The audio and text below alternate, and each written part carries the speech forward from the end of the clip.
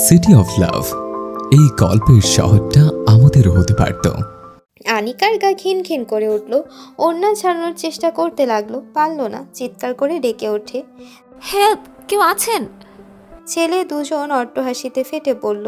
একজন ছেলে ব্যঙ্গ করে বলল, এই সেমরি চুপ, এটা আমাদের এলাকা।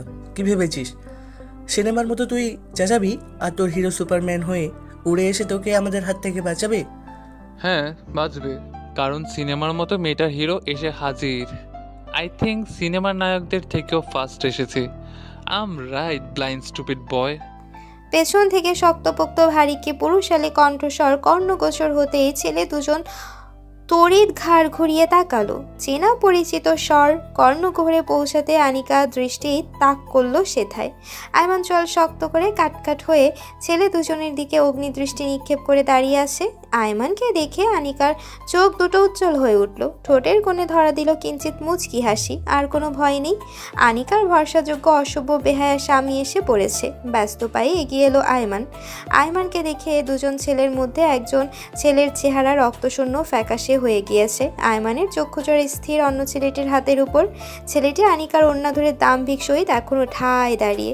ভীতিকর ছেলেটি তুরন্ত অপর ছেলের হাত থেকে আনিকার ওড়না ছাড়িয়ে দিল। মরুভূমির ন্যায় গলাটা শুকিয়ে গিয়েছে। ভয় পাওয়া ছেলেটি দ্রুত ছুটে এসে আয়মানের পা জড়িয়ে ধরল, ব্যগ্রতার সমেত অনুরোধ করল, ভাই মাফ করে দেন, আমি জানতাম না এ মেয়েটা আপনার গার্লফ্রেন্ড। এবারের মতো মাফ করে দেন ভাই। আয়মান সজোরে লাথি বসালো ছেলেটির বুকের উপর। দুপা এগিয়ে গিয়ে আনিকার পাশে দাঁড়ানো ছেলেটির শার্টের কলার ধরে হুঙ্কার ছেড়ে চিৎকার করে বলল, যাওরে বাচ্চা, কার ওড়না ধরার স্পর্ধা দেখিয়েছিস জানিস? বলেই ঘুষি মারল ছেলেটির মুখ বরাবর। ছেলেটি ব্যথায় চোখ বুজে আর শব্দ তুলল। লাথি খাওয়া ছেলেটি উঠে এসে আয়মানের কাছ থেকে অপর ছেলেটিকে ছাড়াতে ছাড়াতে বলল, ভাই খোদার কসম, আমরা জানতাম না মেয়েটা আপনার। জানলে ওনার কাছে ধারেও ঘেঁষতাম না, উল্টো কেউ ঘেঁষলে তার খবর করে ছাড়তাম। ভাই দয়া করে মাফ করে দেন। আয়মান ধাক্কা দিয়ে ছেলেটাকে ছেড়ে দিল। রক্তিম চোখে চেয়ে চিবিয়ে চিবিয়ে বলল, সে সরি হার, ভাবি হয় তোদের। এই মেয়ে বললে পরের দিন থেকে কানে শুনতে পারবি না। আর হ্যাঁ, পায়ে টাচ করবি না, জুতো ছুঁয়ে ক্ষমা চাইবি। আই রিপিট, ওর শরীরে টাচ করা যাবে না। ছেলে দুজন কোনো কিছু না ভেবে তাই করলো। আনিকা কোনো প্রতি উত্তর করলো না। তাই আয়মান বলল, তোদের ব্যাড লাক। আমার ডার্লিং তোদের ক্ষমা করতে চাইছে না মেবি। এবার তোদের হাত ভাঙার জন্য প্রস্তুত হ। ছেলে দুজন অসহায় মুখভঙ্গিতে কাতর গলায় আর্জি জানায় আনিকার নিকট, ভাবি প্লিজ আমাদের ক্ষমা করে দিন। শুধু আপনাকে কেন, আজ থেকে এই কলেজের আর কোনো মেয়েকে আমরা বিরক্ত করব না। এবার আনিকা মুখ খুলল, গম্ভীর কণ্ঠে বলল, আচ্ছা ঠিক আছে। ছেলে দুজন দৌড়ে ওদের সামনে থেকে চলে এলো। যেই ছেলেটি আনিকার ওড়না ধরেছিল সেই ছেলেটি অপর ছেলেটাকে প্রশ্ন করলো, ওটা কে রে? রাশেদ শিকদারের ছোট ছেলে, ওই যে গুল্ডের মেয়ের সাথে মদঘর ভাতিজার বিয়ে দিয়েছে, আবার ভরা ক্যাম্পে একজন ছেলেকে পিটিয়েছিল।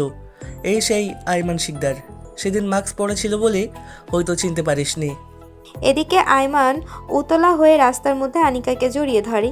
ক্লিপ দিয়ে বাঁধা ঘন কালো চুলে একের পর এক চুমুখে উদ্বিগ্ন সমেত জানতে চাইল, তুমি ঠিক আছো? হ্যাঁ ছাড়ুন, আমরা রাস্তায় আছি। এতে আমার কিছু যায় আসে না। আই, সমস্যা কি তোমার? আনিকা ভ্রুচিয়ে জিজ্ঞেস করলো, কি সিনেমা টিনেমা দেখো না নাকি? সেইখানে হিরো হিরোইনকে বাঁচালে হিরোইন দৌড়ে এসে হিরোর বুকে ঝাঁপিয়ে পড়ে শক্ত করে জড়িয়ে ধরে, কিন্তু তুমি তো এরকম কিছুই করলে না। কেন করলে না? আনিকা ভেঙচি কেটে কটাক্ষ করে বলল, কারণ আমি হিরোইন না। নাও কিস মি। কি? জড়িয়ে যখন ধরনি, এত কষ্ট করে তোমার জন্য ভার্সিটির স্পেশাল ক্লাস না করে ছুটে এসেছি। আর না আসলে আমার বইয়ের কি হতো? তাই চুমু দাও। সন্ধ্যা নামছে, চলুন বাড়িতে ফেরা যাক।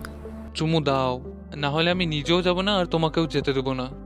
আনিকা বলল বিপাকে, শেষে কিনা এরকম নির্লজ্জ মার্কা ছেলে তার কপালে জুটেছে। ভাবতেই মুখভঙ্গি কাদো কাদো হয়ে গেল। আয়মান তাড়া দিয়ে বলল, লেট হচ্ছে ডার্লিং, ফার্স্ট। আনিকা আশেপাশে নজর বোলালো। এখন এদিকে কেউ নেই। আনিকা পায়ের পাতায় ভর দিয়ে মুখ এগোলো। আয়মান তৎক্ষণাৎ বাঁকা হেসে গলা উঁচু করে নিল। আনিকা কটমট করে দাঁতের দাঁত চেপে বলল, মাথা উঁচু করছেন কেন? একটা লুম্বুকে বিয়ে করেছি, আমি তো আপনার কাঁধ পর্যন্ত। মুহূর্তে আয়মান আনিকার কোমর পেঁচিয়ে উঁচু করে সাইডের অন্ধকারময় দেয়ালে লেগে গেল। আনিকা চোখ খিচে বন্ধ করে আয়মানের কাঁধের শার্ট খামচে ধরল। আনিকার মুখ এখন আয়মানের মুখ বরাবর। দুজনের তপ্ত শ্বাস দুজনের মুখে আছড়ে পড়ছে। আনিকা জিভ দ্বারা ঠোঁট ভিজিয়ে ভোতা মুখে চুমু খাওয়ার জন্য ঠোঁট এগোয় আয়মানের গালের নিকট। যেই গালে ঠোঁট ছুবে তক্ষুনি আয়মান গালের পরিবর্তে ঠোঁট এগিয়ে দিল। অতঃপর মিশে গেল উত্তপ্ত চারজোড়া ওষ্ঠপুট। আনিকা ছাড়াতে চেয়েও পারল না। চুম্বকের মতো টেনে ধরে রেখেছে আয়মান আনিকার ওষ্ঠদয়। আনিকার নিঃশ্বাস আটকে আসতেই বড় বড় নখযুক্ত আঙ্গুল দিয়ে খামচে ধরল আয়মানের গলার ভাঁজে। সহসা আনিকার ওষ্ঠদয় মুক্তি পেল আয়মানের কবল থেকে। আনিকার হাত ধরে রিক্সা গাড়ি ডেকে আয়মান গাড়িতে উঠে বসলো। গাড়ি চলতে শুরু করেছে। সামনে থেকে ধেয়ে আসা মৃদুমন্দ বাতাস গায়ে লাগছে। রিক্সাওয়ালার থেকে নজর ফিরে আয়মান ঝুঁকে আসে আনিকার কানের কাছে।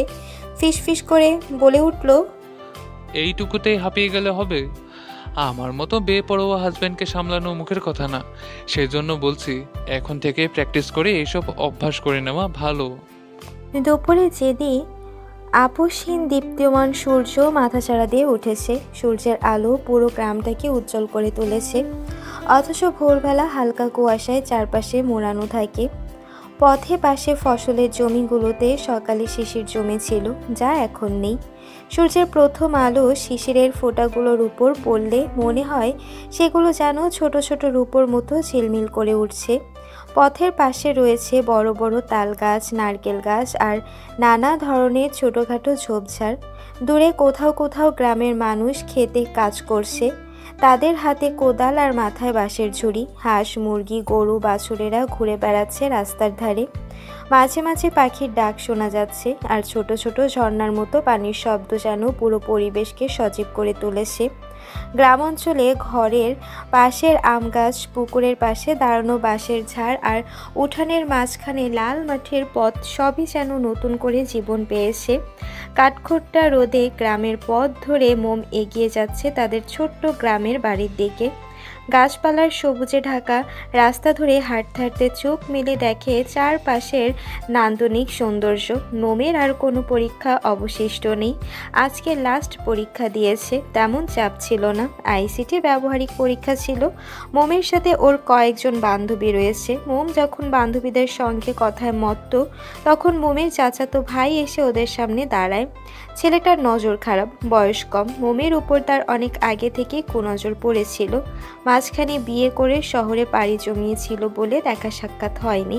বাড়িতে আসার পর বার কয়েক দেখেছে, তবে গঞ্জের কাজের চাপে কথাবার্তা বলা হয়ে ওঠেনি এবং বড়লোক বাড়ির বউ বলে হাত বাড়ানোর সাহস পায়নি। এখন রাস্তার এই মোড়ে দেখে পুরনো কামুকতা জেগে উঠেছে। চাচাতো ভাইকে দেখে মোম কিছুটা ঘাবড়ে যায়। আটঘাট হয়ে দাঁড়িয়ে রইল। মাথা নিচু করে চলে যেতে উদ্যত হতেই চাচাতো ভাইয়ের অশ্লীল অশ্রাব্য বাক্য কর্ণগহ্বরে পৌঁছালো। বড়লোক বাড়ির বউ হয়ে তো দেখছি ভালোই তরতাজা হয়ে গিয়েছিস। শারীরিক গঠনগুলা নজর কাড়া লাগছে। মোম দাঁতে দাঁত পিষে নাকের পাটাতন ফুলিয়ে ঝাঁঝ নিয়ে বলে উঠল, নিজের সীমারেখা অতিক্রম করবেন না কামাল ভাই। নিজের বোনকে এসব বলতে লজ্জা করছে না? কামাল দাড়িতে হাত বুলিয়ে কুটিল হেসে বলল, ভুল বললেই তুই আমার নিজের মায়ের পেটের বোন না চাচাতো বোন, তাই তোকে এইসব কথা বলতেই পারি। মোম দ্বিগুণ তেজ ফুটিয়ে চিবিয়ে চিবিয়ে বলে, না পারেন না। আমি এখন বিবাহিত, অন্যের স্ত্রী। কিছু বলার আগে ভেবে বলা উচিত। আপনার নজর ঠিক করুন, নয়তো এর পরিণাম আপনার জন্য সুখকর বই আনবে না। স্বামী বড়লোক বলে চটাং চটাং কথা বলা শিখে গিয়েছিস। তোর এই ক্ষুদ্র শরীরে অমায়িক তেজ দমিয়ে দেওয়ার বহুদিনের শখ আমার। আজ যদি চেষ্টা করি মন্দ হয় না, কি বলিস? মোম আতকে উঠে দুপা পিছিয়ে গেল।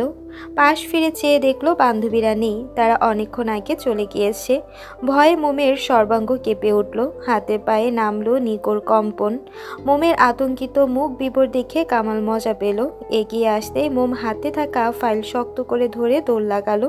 কামালও ছুটল তার পিছু। কিছু দূর যেতেই বড়সড় প্রাইভেট গাড়ির সঙ্গে ধাক্কা খেল মোম। ড্রাইভার সময় মতো ব্রেক না কষলে বড় রকমের অ্যাক্সিডেন্ট হওয়ার সম্ভাবনা ছিল।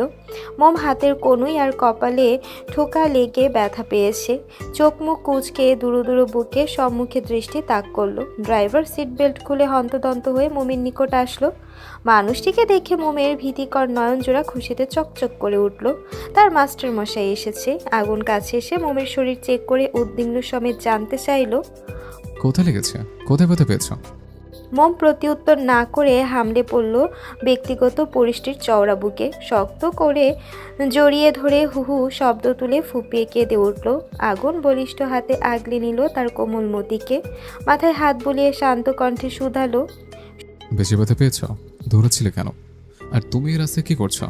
স্কুল থেকে তোমাদের বাড়িতে ফেরার রাস্তা তো এটা নয়। সময় নিয়ে মোম শান্ত হলো। চলো চলো চোখে আগুনকে দেখে ঠোঁট ভেঙে আবার কেঁদে উঠল। ভাঙা গলায় অভিযোগ জানালো, এতদিন পর আমার কথা মনে পড়েছে? শুধু ফোনে কথা বললে হয় নাকি? আমার বুঝি আপনাকে দেখতে ইচ্ছে করে না, ছুতে ইচ্ছে করে না?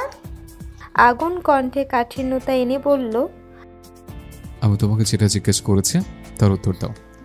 পরীক্ষা শেষে বান্ধবীদের সঙ্গে নদীর তীরে ঘুরতে গিয়েছিলাম।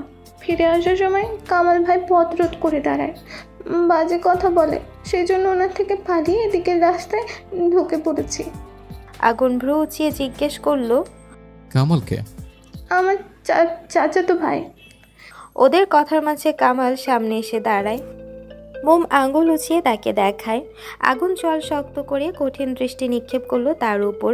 শৈল প্রান্ত গোটানো, চাহনি তীর্যক, কুণ্ঠায় শীতলক্ষ স্রোত ঠেলে অথচ নীরবে নিভৃতে হুমকি স্বরূপ জানালো, নিজের ভালো চাও তো এক্ষুনি আমার সামনে থেকে চলে যাও। কামাল শুষ্ক ঢোক গিলল। ব্যস্ত কদমে নিজের গন্তব্যে প্রস্থান করলো। আগুনকে নিয়ে যখন মোম তাদের গ্রামের বাড়ির উঠোনে এসে পৌঁছায় তখন খলিল আগুনকে দেখে অবাক হয়ে যায়। পরপরই অধরে হাসি ফুটিয়ে চনমনে কণ্ঠে বললেন, আগুন বাবা আজকে আসবে ভাবতেও পারিনি, তা এবার কিছুদিন থাকবে তো? আগুন মুচকে হেসে জবাব দিল, না, এবারও সম্ভব হবে না, তবে রাতে থাকবো। সকালে মোমকে নিয়ে ঢাকার উদ্দেশ্যে রওনা হব। খলিল এতটুকুতেই খুশি হলেন। আগুনকে নিয়ে মোম ঘরে চলে গেল। খলিল স্ত্রীকে জামাই এসেছে খবরটা দিতে চলে যান।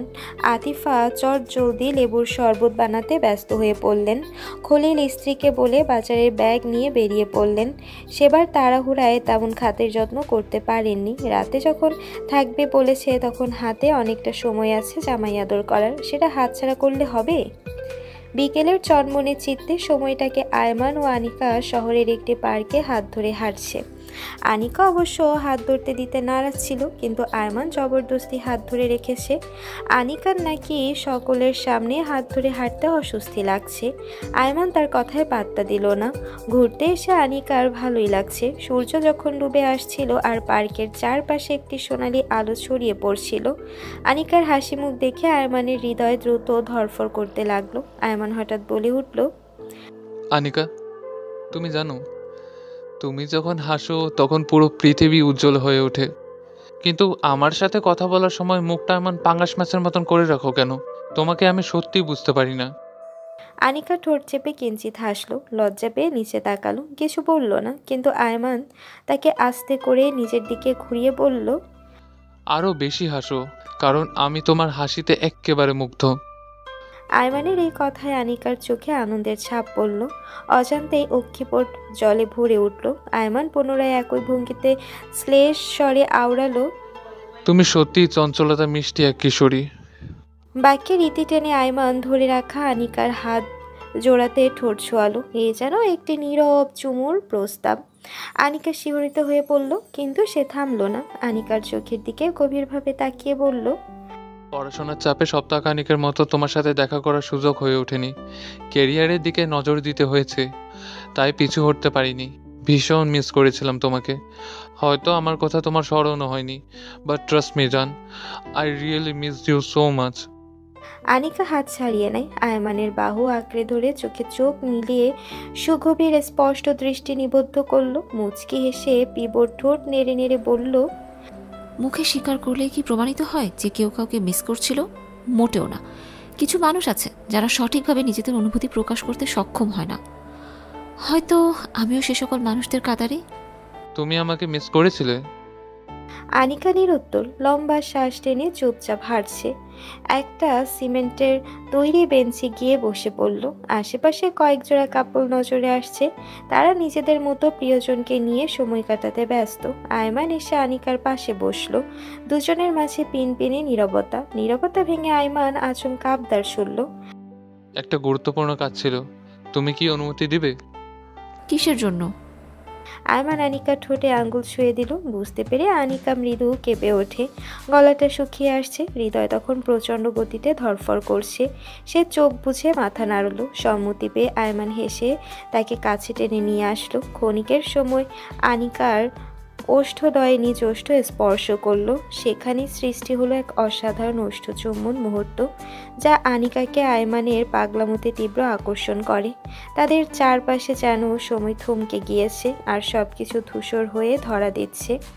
গভীর রাতে গ্রামে যখন চাঁদের আলো ধরিত্রীতে চিকচিক করছিল, তখন আগুন বসেছিল মোমের সঙ্গে বদ্ধ কক্ষে জানালার পাশে। সুন্দর রাতের ঝলকানিতে মোমের দিকে তাকিয়ে থাকলো অনিমেষ। তার চোখে প্রেমের উন্মোদনা। মোম নিজস্ব কোমল হাসি নিয়ে আগুনের দিকে এগিয়ে এসে গা ঘেঁষে বসে। তাদের মধ্যে উত্তেজনা ছড়িয়ে পড়ে দীর্ঘ সময়, যেন বাতাসে স্নিগ্ধতা। কিছু মনে পড়তেই মোমের মনটা খারাপ হয়ে গেল। ঠোঁট উল্টে গোমরা মুখে বলে উঠল, গত 2 দিন আপনি আমাকে ফোন করেননি কেন? আমি কল দিলেও বারংবার কেটে দিয়েছিলেন। এমনটা কেন করেছিলেন? আগুন ফোঁস করে নিঃশ্বাস ছাড়ল। বাইরে ঘোলাটে দৃশ্যপটে নজর রেখে শান্ত কণ্ঠে বলল, যতবার ফোন দিয়ে কথা বলে ততবার তুমি কান্না করো। পরীক্ষার সময় সকালে ফোনে তোমাকে সাহস সঞ্চিত করার জন্য যা বলে তুমি কান্না করে সেটা উপড়ে দাও। আমার নির্দেশনা কতটুকু আমলে নিয়েছ, পরীক্ষা কেমন দিয়েছ তুমি ভালো জানো। পরীক্ষা দিতে চেয়ে হয় ফুরফুরে মনে, আর তুমি যেতে হতাশ হয়ে। বিষয়টাতে আমি চরম বিরক্ত। ইংরেজি পরীক্ষার দিন জানালে পরীক্ষা মোটামুটি ভালো হয়েছে। মোটামুটি কেন হবে? আমি প্রশ্ন দেখেছি, প্রশ্ন সহজ হয়েছে। যদিও ইংরেজি দ্বিতীয় পত্র কিছুটা হার্ড হয়েছিল, তবে প্রথম পত্র 80-এর উপর নাম্বার পাওয়ার মতো ভালো মানের প্রশ্ন হয়েছে। সেখানে তুমি ইংরেজি প্রথম পত্র পরীক্ষার দিন বললে মোটামুটি ভালো হয়েছে। কেন? কনফিডেন্স সময় তো বলতে পারোনি যে আমার পরীক্ষা খুব ভালো হয়েছে। সেজন্য ইচ্ছে করে পরবর্তী টানা 2 দিন যোগাযোগ বিচ্ছিন্ন করে দিয়েছিলাম। পড়াশোনা নিয়ে ওয়ালিপূর্ণ আমি একদম পছন্দ করি না। চিন্তা করছেন কেন? দেখবেন ভালো ফলাফল আসবে। দেখা যাবে। ছোট করে উত্তর দিয়ে আগুন চুপ হয়ে গেল। জানালা বন্ধ করে দিয়ে বালিশ ঠিক করে কাত হয়ে ওপাশ ফিরে শুয়ে পড়ল। মোম হা হয়ে তাকিয়ে থাকলো কিয়ত পরিমাণ। গাল ফলিয়ে ব্যগ্র গলায় বলে ওঠে, আপনার সাথে কথা বলতে না পেরে আমার খুব কষ্ট হয়েছিল। আপনার শূন্যতা আমাকে পুড়িয়েছিল ক্ষণে ক্ষণে। চাতক পাখির ন্যায় প্রহর গুনছিলাম কখন পরীক্ষা শেষ হবে আর আপনার কাছে যেতে পারবো। এখন আপনি উল্টো আমার উপর রাগ ঝাড়ছেন। আগুন ঘুরে তাকায়, ভ্রু কুচকে গমগমে গলায় প্রশ্ন করলো, তোমাকে শাসন করার অধিকার কি আমার নেই? নেই কখন বললাম? বলেছি আপনি শুধু শুধু রাগ করছেন। রিঅ্যারেঞ্জের সেন্টেন্সটা কমন হওয়া সত্ত্বেও ভালোভাবে মেলাতে পারিনি, তাই বলছিলাম পরীক্ষা মোটামুটি হয়েছে। পরীক্ষা খারাপ হয়েছে সেটা তো বলিনি। মোমকে কাছে টেনে বুকে নিয়ে শুয়ে পড়ল আগুন। মোম এতটুকুতেই অভিমান ভুলে আহ্লাদে আপ্লুপ্ত হয়ে আগুনের গলায় মুখ ডুবিয়ে দিল। লম্বা লম্বা শ্বাস টেনে নাসারন্ধ্রে টেনে নিল চিরচেনা পুরুষালী মাতাল করা ঘ্রাণ। আগুন মৃদু হাসল, মোমের চুলের ভাঁজে আঙ্গুল গুজে দিল। শান্ত কণ্ঠে বলল, তোমার সঙ্গে কাটানোর প্রতিটা মুহূর্তে আমার জীবনের সেরা সময় কমলমতি। তোমার সঙ্গে যোগাযোগ বিচ্ছিন্ন করে আমি নিজেও পড়েছিলাম, তাহলে ক্লাসে মন বসাতে পারিনি। মোমের ক্ষুদ্র সত্তা পুলকিত হলো। ঠোঁটের কোণে একটি মিষ্টি হাসি ঝুলিয়ে বলল, আপনার সাথে আমার প্রতিটি মুহূর্ত এমনই বিশেষ ছিল বলে সেটা লেগেছে আপনার কাছে। আগুন হঠাৎ মোমকে আরো কাছে টেনে নিয়ে এসে তার ঠোঁটে এক চুমু খায়, যা চাঁদের আলোতে আরো উজ্জ্বল হয়ে ওঠে মধুময় প্রীতি। ললাটে প্রকার চুমু বসিয়ে শীতল গলায় বলল, সকালে সবকিছু গুছিয়ে নেও, কালকে বাড়িতে ফিরে যাব। মা তোমাকে দেখার জন্য উতলা হয়ে উঠেছে। বাড়ির বউ বাড়িতে না থাকলে তা নাকি ভালো লাগে না। অনেকে কিছুদিন থেকে এসে গিয়েছে, সে তার বাবাকে রেখে আসতে চায়নি। মায়ের জোরে জোরেতে আসতে বাধ্য হয়েছিল, তাই তুমি গেলে মা ভীষণ খুশি হবে। আমারও ওনাদের সকলের কথা মনে পড়তো। মায়ায় আটকে গিয়েছি তাদের। আমি সব গুছিয়ে নেব, আপনাকে ভাবতে হবে না। আগুন হাতের বন্ধন দৃঢ় করে ঘুমানোর প্রস্তুতি নেয়। দুজনের ভারী তপ্ত শ্বাস মুগ্ধতা ছড়ায় বদ্ধ কক্ষের চারপাশ। মোম ব্যক্তিগত পুরুষটির বুকে মুখ লুকিয়ে আবেশে চোখ বুঝল। মোমকে নিয়ে আগুন ঢাকায় ব্যাক করেছে। বাড়িতে এসে মোম যেন হাওয়ায় উড়ছে, এক দণ্ড স্থির থাকছে না। এসে থেকে চঞ্চল চড়ুই পাখির মতো শুধু ছোটাছুটি করছে। আগুন ডাকলে রুমে যাচ্ছে না, মেজাজ খারাপ হচ্ছে তার। রাশেদ বাড়িতে, এখন চিৎকার করে ডাকা দেখে কিংবা ধমকে রুমে নিয়ে আসা সম্ভব নয়, নয়তো রাম ধমক দিয়ে রুমে নিয়ে আসতো। জার্নি করে আসায় ক্লান্ত সে, তাই সোফায় গায়ে এলিয়ে দিল। মোম বর্তমানে অবস্থান করছে শাশুড়ির রুমে, মিনা ময়ূরী রয়েছে সাথে। রাশেদ ড্রয়িং রুমে বসে চা পান করছে আর টিভি দেখছে। এদিকে ওরা তিনজন গল্পের আসর জমিয়ে দিয়েছে। মুঠো করে মুড়ি চানাচুর তুলে মুখে দিয়ে চিবোতে চিবোতে ময়ূরী বলল, আমাদের গ্রামীণ জনপদ অনেক সুন্দর ভাবি, ছবি তোলার জন্য পারফেক্ট। সময় পাচ্ছি না, নয়তো কিছুদিন গিয়ে তোমাদের বাড়িতে থেকে ঘুরেই আসতাম, সেই সাথে ইচ্ছে মতো ছবি তুলতে পারতাম। মোম উৎফুল্ল চিত্তে হাস্যোজ্জ্বল মুখে উত্তর দিল, দূরের অনেক পর্যটক আমাদের গ্রামে ঘুরতে আসে। পাকা রাস্তা হওয়াতে খুব সহজেই বড় বড় গাড়ি ঘুরতে পারে। এতে তাদের জন্য গ্রাম ঘোরাঘুরি আনন্দদায়ক ভ্রমণের উৎস হিসেবে গণ্য হয়। একবার গিয়েছিলাম, ভালোই লেগেছিল। মিনা পানি পান করে আঁচল দিয়ে মুখ মুছে মোমের উদ্দেশ্যে বলে উঠলেন, পরীক্ষা কেমন হয়েছে তোমার? জি মা, ভালো। তোমার বাবার কি খবর? মোটামুটি সুস্থ। এবার গিয়ে দেখেছিলাম, ঘন ঘন শ্বাসকষ্ট হচ্ছে, চিকিৎসা চলছে। ডাক্তার দেখায়নি? দেখিয়েছি। কি বলেছে ডাক্তার? ওষুধ দিয়েছে, বলেছেন খুব শীঘ্রই অসুস্থতা কেটে যাবে। ময়ূরী উঠে দাঁড়ায়, ফোনের সময় দেখে যেতে যেতে জানালো, মা আমার পড়া আছে, আমি গেলাম। ভাবি রাগ করো না প্লিজ। মোম মুচকি হেসে বলল, রাগ করার কি আছে, আড্ডার আগে পড়াশোনা। তুমি যাও, গিয়ে পড়তে বসো। কথা বলার ফাঁকে দরজায় নজর পড়তেই মিনা দেখতে পেলেন আগুনকে। তিনি ছেলেকে কাছে ডাকলেন। আগুনকে দেখে মোমের হাসি উবে গেল। শুষ্ক ঢোক গিলল সে। সেই কখন রুমে যেতে বলেছে আর ও এতক্ষণ পর্যন্ত শাশুড়ি ননদের সঙ্গে আড্ডা দিচ্ছিল। মানুষটা হয়তো দরকারে ডেকেছিল। এতবার যখন ডেকেছে যাওয়া উচিত ছিল। নিশ্চয়ই কোনো কিছু খুঁজে পাচ্ছিল না। এখন লোকটা যদি রেখে যায়, আগুনের বেশভূষ পরিপাটি লাগছে। কোথাও যাবে নাকি লোকটা? মিনা অস্থির গলায় প্রশ্ন করলেন, কিছু বলবি বাবা? আগুনের শান্ত জবাব, না মা। ছোট্ট করে জবাব দিয়ে হাঁটা শুরু করলো। পেছনে না ঘুরে গমগমে গলায় বলে উঠল, রুমে আসো, লাস্টবার বলছে, এরপর যেন আর বলতে না হয়। মোম পিলপিল কদমে বেডরুমে এসে হাজির হয়। এতটা ধীর গতিতে এসেছে যেন ফ্লোরও টের না পায়। মোম রুমে আসা মাত্র আগুন ঠাস করে দরজা বন্ধ করে দিল। মোমের বক্ষস্থল ছ্যাদ করে উঠল। আধঘাট বেঁধে দেয়ালের সঙ্গে মিশে চুপ করে দাঁড়িয়ে রইল। আগুন মোমের থেকে দূরত্ব বজায় রেখে পকেটে হাত গুজে শটান হয়ে দাঁড়ালো। ভারীকে গলায় তির্যক চাহনি নিক্ষেপ করে জিজ্ঞেস করলো, কথা বলে গায়ে লাগে না? মানুষ মনে হয় না আমাকে? কখন থেকে ডাকছিলাম? হ্যাঁ, নিচের মর্জিকে প্রাধান্য দিলে, একবার রুমে আসার প্রয়োজন বোধ করলে না? ভয়ে মোমের মুখটা শুকিয়ে গিয়েছে। সমান তালে ওড়নার কোনা হাতের আঙ্গুলে পেঁচাচ্ছে। ঠোঁটে ঠোঁট চেপে কাচুমুচু হয়ে দাঁড়িয়ে আছে। জিভ তারা ঠোঁট ভিজিয়ে হা করে সাফাই দিতে চাইল। তার আগেই আগুন তেড়ে এলো। নরম তুলতুলে গাল আলতোভাবে চেপে ধরে দাঁত কটমট করে বলল, কোনো মিথ্যা এক্সকিউজ শুনতে চায় না। জানি তুমি ইচ্ছে করে আসোনি। আসলে কি হতো শুনি? কেন ডেকেছিলেন? সেটাকে তুমি এসে শুনতে চেয়েছিলে? আবার মুখোমুখি তর্ক করছো? মোম ভোতা মুখে উত্তর দিল, আমি ভেবেছিলাম এমনি ডেকেছিলেন।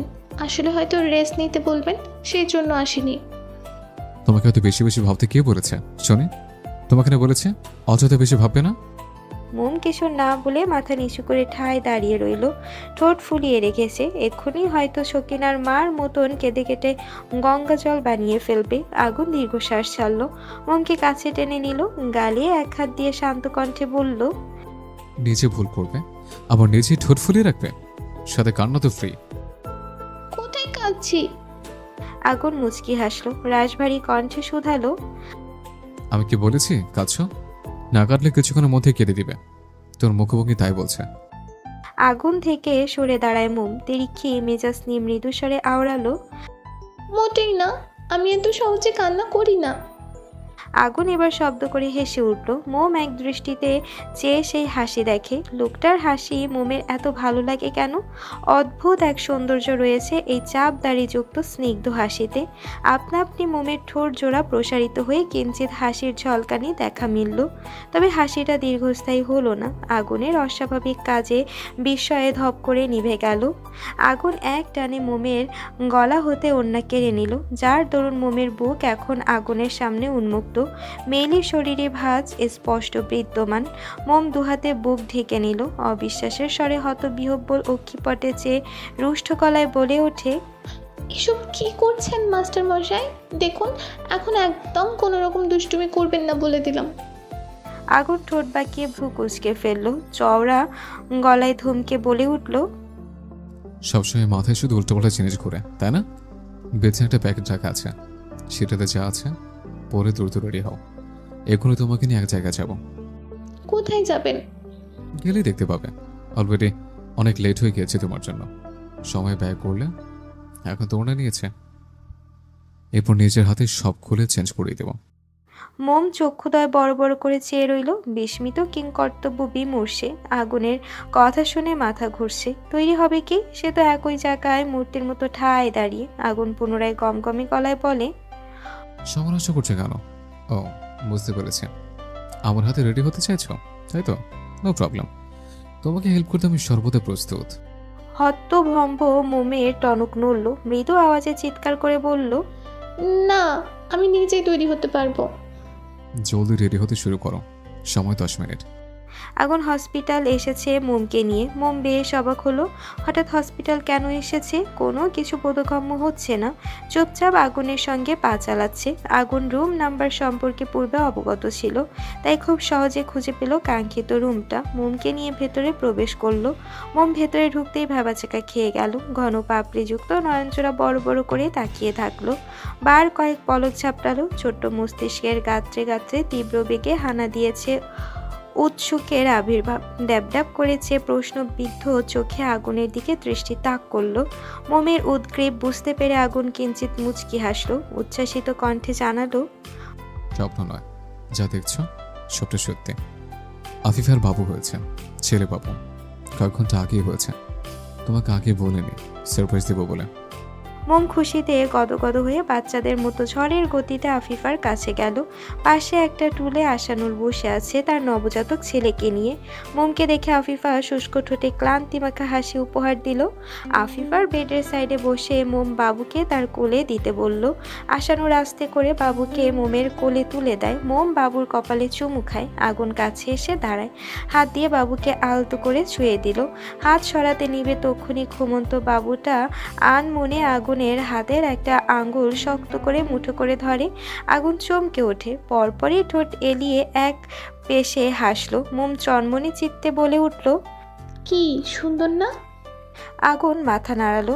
আশানুর জিভ দ্বারা ঠোঁট ভিজিয়ে আগুনের উদ্দেশ্যে হাস্যকর গলায় বলল, আমাদের বন্ধু মহলে তুই পিছিয়ে গিয়েছিস, এবার তুইও ছক্কা মেরে দে, তাহলে কেল্লা ফতে। আগুন ভ্রু উঁচিয়ে জিজ্ঞেস করলো, আবার শুরু করে দিয়েছিস? হসপিটালে অন্তত রেহাই দে, ইডিয়েট। বাচ্চার বাবা হয়ে গিয়েছে, সেজন্য আমার মুখ এখন অলরাউন্ডার। সাজে বকিস না। আশানুর ঠোঁট উল্টে জবাব দিল, সত্যি কথা, তোর কোনো কালেই হজম হয় না, এটা আবার নতুন কি? আগুন প্রতি উত্তর করলো না। কিছু বললেই ছাগল এখন পেয়ে বসবে, তার থেকে মৌনতা বজায় রাখাই শ্রেয়তর। মোম এক দৃষ্টিতে বাবুর দিকে তাকিয়ে আছে। কেমন যেন অদ্ভুত এক শান্তি লাগছে। বাবুকে দেখে আগুন কত খুশি। যদি তাদের বাবু হয় তখন নিশ্চয়ই আগুন আরো অনেক বেশি খুশি হবে। হবেই তো, সে তো আগুনের রক্তের বাবু হবে। মোমের বাবু হলে মোম তাকে অনেক আদর করবে, সর্বক্ষণ বুকে জড়িয়ে রাখবে, বাবুর সঙ্গে সময় কাটিয়ে দিন পার করবে ভেবেই মোমের মনে সুখের দোলা দিয়ে উঠল। আয়মান শরীর অল্প তুলিয়ে নাচার ভঙ্গিতে বাড়িতে ঢুকছে। তার এত আনন্দ উচ্ছ্বাসের কারণ আনিকা। আসার সময় সানাউল্লাহকে বলে আনিকাকে সাথে করে নিয়ে এসেছে। শ্বশুরকে জানিয়ে এসেছে আনিকা আজকে তাদের বাড়িতে থাকবে। আয়মানের খুশি দেখে কে? আনিকা বাড়িতে থাকবে মানে তার সঙ্গে তার রুমে একই বিছানায় থাকবে। উফ, কি যে শান্তি লাগছে আয়মানের বলে বোঝানো যাবে না। আনিকা ড্রয়িং রুমের সোফায় বসে আছে। আয়মান গিয়ে তার কাজ ঘেঁষে বসে পড়ল। আনিকা বিরক্ত হলো। বর্তমানে ড্রয়িং রুমে রুমে বাড়ির সকলে অবস্থান করছে। রাশেদ, আগুন সবাই রয়েছে, আর এই নির্লজ্জ ছেলের কিনা ওর কাজ ঘেঁষে বসতে হলো। আনিকা সবার দিকে নজর বুলিয়ে মুখ বিবরে একরাশ অস্বস্তি নিয়ে কিছুটা দূরে সরে গেল। আয়মানের ভালো লাগলো না। নির্দ্বিধায় আনিকার কোমর টেনে পুনরায় নিজের কাছে নিয়ে আসলো। আনিকা আলগোসা ভাবে হাত সরিয়ে দিল, দাঁত পিষে কটমট করে তাকায় আয়মানের পানে। কণ্ঠ খাদে এনে চিবিয়ে চিবিয়ে বলে, এমন বেহায়ার মতো আচরণ করছেন কেন? দেখছেন না এখানে সবাই আছে? আয়মান দুষ্ট হেসে ফিসফিস করে মিহি কণ্ঠে বলল, সবাই আছে তো কি হয়েছে, ময়ূরী ছাড়া সবাই দম্পতি। আমাদের নতুন নতুন বিয়ে হয়েছে, আশা করি সকলে বুঝবে। এতটা নির্লজ্জ মার্কা কথাবার্তা কিভাবে বলতে পারেন, তোমার বাবা ভাইয়ের সম্মুখে? তারা আমাদের কথা শুনতে পাচ্ছে না, আর শুনলেই বাকি। তাদেরও বোঝা উচিত আমাদের এখন প্রাইভেসি দরকার। বাবা হিসেবে এবং বড় ভাই হিসেবে তাদের কর্তব্য আমাদের দুজনকে এখন রুমে পাঠানো। দয়া করে আপনার মুখটা বন্ধ করুন। আচ্ছা করলাম, তবে রাতে কিন্তু তুমি আমার রুমে থাকবে। কোনো চালাকি করে ময়ূরের রুমে থাকার প্ল্যান করলে তোমার খবর আছে, মনে রেখো। আনিকা পাত্তা দিল না, নিজের মতো করে ভাবলিসীন ভাবে চুপচাপ বসে রইল। রাশেদ গম্ভীর কণ্ঠে আনিকাকে জিজ্ঞেস করলেন, আজকে এখানে থাকবে তোমার বাবা জানে? আনিকা মাথা নিচু করে মৃদু স্বরে বলে, জি, আমি তো আসতে চাইনি, আপনার ছেলে বাবাকে বলে রাজি করিয়েছে। মিনা স্নিগ্ধকর হাসি মুখে বললেন, এসেছো, ভালো করেছো। এটা তো তোমারও বাড়ি, অনুষ্ঠানের পর তো এখানেই থাকতে হবে। যাওয়া আসা করে নিজের মধ্যে থাকা জড়তা কাটিয়ে নেওয়া ভালো। আনিকা মাথা নেড়ে মুচকি হাসল। আয়মানের মা কত ভালো মনের একজন মানুষ, ভাগ্য করে এমন একজন শাশুড়ি পেয়েছে। এ বাড়ির প্রত্যেকে খুব আন্তরিক মানুষ, সবাইকে আনিকার বেশ পছন্দ। তবে আয়মানের খুঁতখুঁতে অসভ্যতা মার্কা স্বভাবের জন্য কিছুটা বিরক্ত হয়ে যায় মাঝে মাঝে। ঘোলাটে নীলিমার বুক চিরে সন্ধ্যা নামছে ধরিত্রীতে। কি সুন্দর মনোমুগ্ধকর এই ধরনী, সুন্দরতম প্রকৃতি, চমৎকার সৃষ্টির সেরা জীবগুলো। ছাদের ছোট্ট লাইটিংয়ের আলোতে রেলিং ঘেঁষে একপাশে দাঁড়িয়ে আছে আগুন, মোম এবং অন্য পাশে আয়মান, আনিকা। তারা চারজনে একসাথে চেয়ারে বসেছিল। মূলত আয়মান আনিকাকে জবরদস্তি টেনে অন্য সাইডে নিয়ে গিয়েছে। আগুন সামনে ছিল, সেজন্য আনিকা কোনো সিন ক্রিয়েট করেনি, নয়তো সে তো উঠতো আয়মানের উপর। এভাবে টেনে নিয়ে আসায় লজ্জা পেয়েছে সে। আগুন অবশ্য কিছু মনে করেনি, তার মুখ ভঙ্গি স্বাভাবিক। ওরা চলে যাওয়ায় আগুন মনে মনে খুশি হয়েছে। কোমলমতিকে নিয়ে একা সন্ধ্যার এই স্বচ্ছ স্নিগ্ধকর মুহূর্তটা উপভোগ করতে পারবে। সাইডে আসা মাত্র আনিকা ঝাড়া মেরে হাত ছাড়িয়ে নিল। ওপাশে নজর বুলিয়ে দাঁত চেপে বলল, আপনি কি পাগল? আয়মান ভুবন মোহিনী গোলাপের পাপড়ির মতো কোমল ওষ্ঠ ছড়িয়ে হেসে বলল, হ্যাঁ তোমার জন্য। আপনার বড় ভাই ভাবি ছিল, তাতে কি? লজ্জা করেনি আমাকে ওভাবে টেনে নিয়ে আসতে? লজ্জা করলে কি নিয়ে আসতে পারতাম নাকি? সেটাও ঠিক। আচমকা আনিকার কোমর পেঁচিয়ে নিজের সঙ্গে মিশিয়ে নিল আয়মান। আনিকা হকচকিয়ে যায়, ঘাড় ঘুরিয়ে এদিক ওদিক নজর বোলালো। কেউ যদি দেখে নেয়? না, এদিকে কেউ নেই। আর আগুনের এদিকটায় কোনো খেয়াল নেই, সে ওদের দিকে পিট করে অন্যদিকে মুখ করে দাঁড়িয়ে রয়েছে। আনিকা রাগান্বিত চোখে চায়। আয়মান টপাটপ আনিকার গালে চুমু খায়। আনিকা হতভম্ব হয়ে গেল, তেজি স্বরে ঠোঁট নেড়ে কিছু বলতে উদ্যত হলো, পারল না। আয়মান তার ঠোঁটে আলতো করে নিজের ঠোঁট দ্বারা ছুঁয়ে দিল। আনিকা দীর্ঘশ্বাস ছেড়ে ভোঁতা মুখে দাঁড়িয়ে রইল। আয়মান ঝুঁকে আসে, কোমরে রাখা হাতের বন্ধন দৃঢ় করল। মিটিমিটি হেসে আনিকার কানের পিঠে মুখ গুজে টিটকিরি মেরে হিসিয়ে বলে ওঠে, এত ভাব নিচ্ছ কেন ডার্লিং? এঙ্গেজমেন্টের দিন যখন বলেছিলাম আমি তোমার সাথে এঙ্গেজমেন্ট করব না, তখন তোমার মুখটা দেখার মতন হয়েছিল। তুমি তো কান্নাই করে ফেলেছিলে। আমাকে পছন্দ যদি নাই করো, তাহলে সেদিন তোমার চোখে আমার জন্য বেদনার একরাশ অবিশ্বাস আর অভিমানের জল দেখতে পেতাম না। তুমি ভয় পেয়ে গেছিলে আমি যদি এঙ্গেজমেন্ট না করি তোমাদের মান সম্মান যাবে, সাথে তোমার মনে আমার জন্য যে বিন্দু বিন্দু ভালোবাসা, ভালো লাগার পাহাড় গড়ে উঠেছিল, সেইটা মুহূর্তে ধূলিসাৎ হয়ে যাবে। যাকে ভালোবেসেছি তার চোখের ভাষাই যদি বুঝতে না পারি, তাহলে কিসের ভালোবাসলাম? আনিকা এবার সরাসরি আয়মানের চোখে চোখ রাখলো, মুগ্ধ দৃষ্টিতে চেয়ে রইল কিয়ৎকাল। লম্বা শ্বাস টেনে ভারিক্কি গলায় জানালো, আমি ভয় পাই আয়মান, ভালোবাসতে নয়, ধোঁকা খেতে। আমার মা নেই, বাবাই আমার সব। আমি জানি না বাবা আপনাকে কখন কিভাবে পছন্দ করেছে। বাবা যে আপনার সঙ্গে আমার বিয়ে দিতে রাজি হবে সেটা আমি কোনো কালেই ভাবিনি। এঙ্গেজমেন্টের দিন ওনার চোখে কিছু প্রাপ্তির খুশি দেখেছিলাম, এদিকে আপনিও অজান্তে আমার মনে জায়গা করে নিয়েছিলেন। সেজন্য সেদিন আপনার বলা কথায় বড় রকমের হোঁচট খেয়েছিলাম। ভাবলাম আপনি হয়তো কপাল ফাটানোর জন্য প্রতিশোধের স্পৃহায় আমার সঙ্গে এতদিন নাটক করছিলেন, তাই কিছুটা ঘাবড়ে গিয়েছিলাম। আয়মান তর্জনী স্পর্শ করলো আনিকার ঠোঁটে, যত্ন নিয়ে কপালে দৃঢ়ভাবে আদুরে চুমু এঁটে দিল।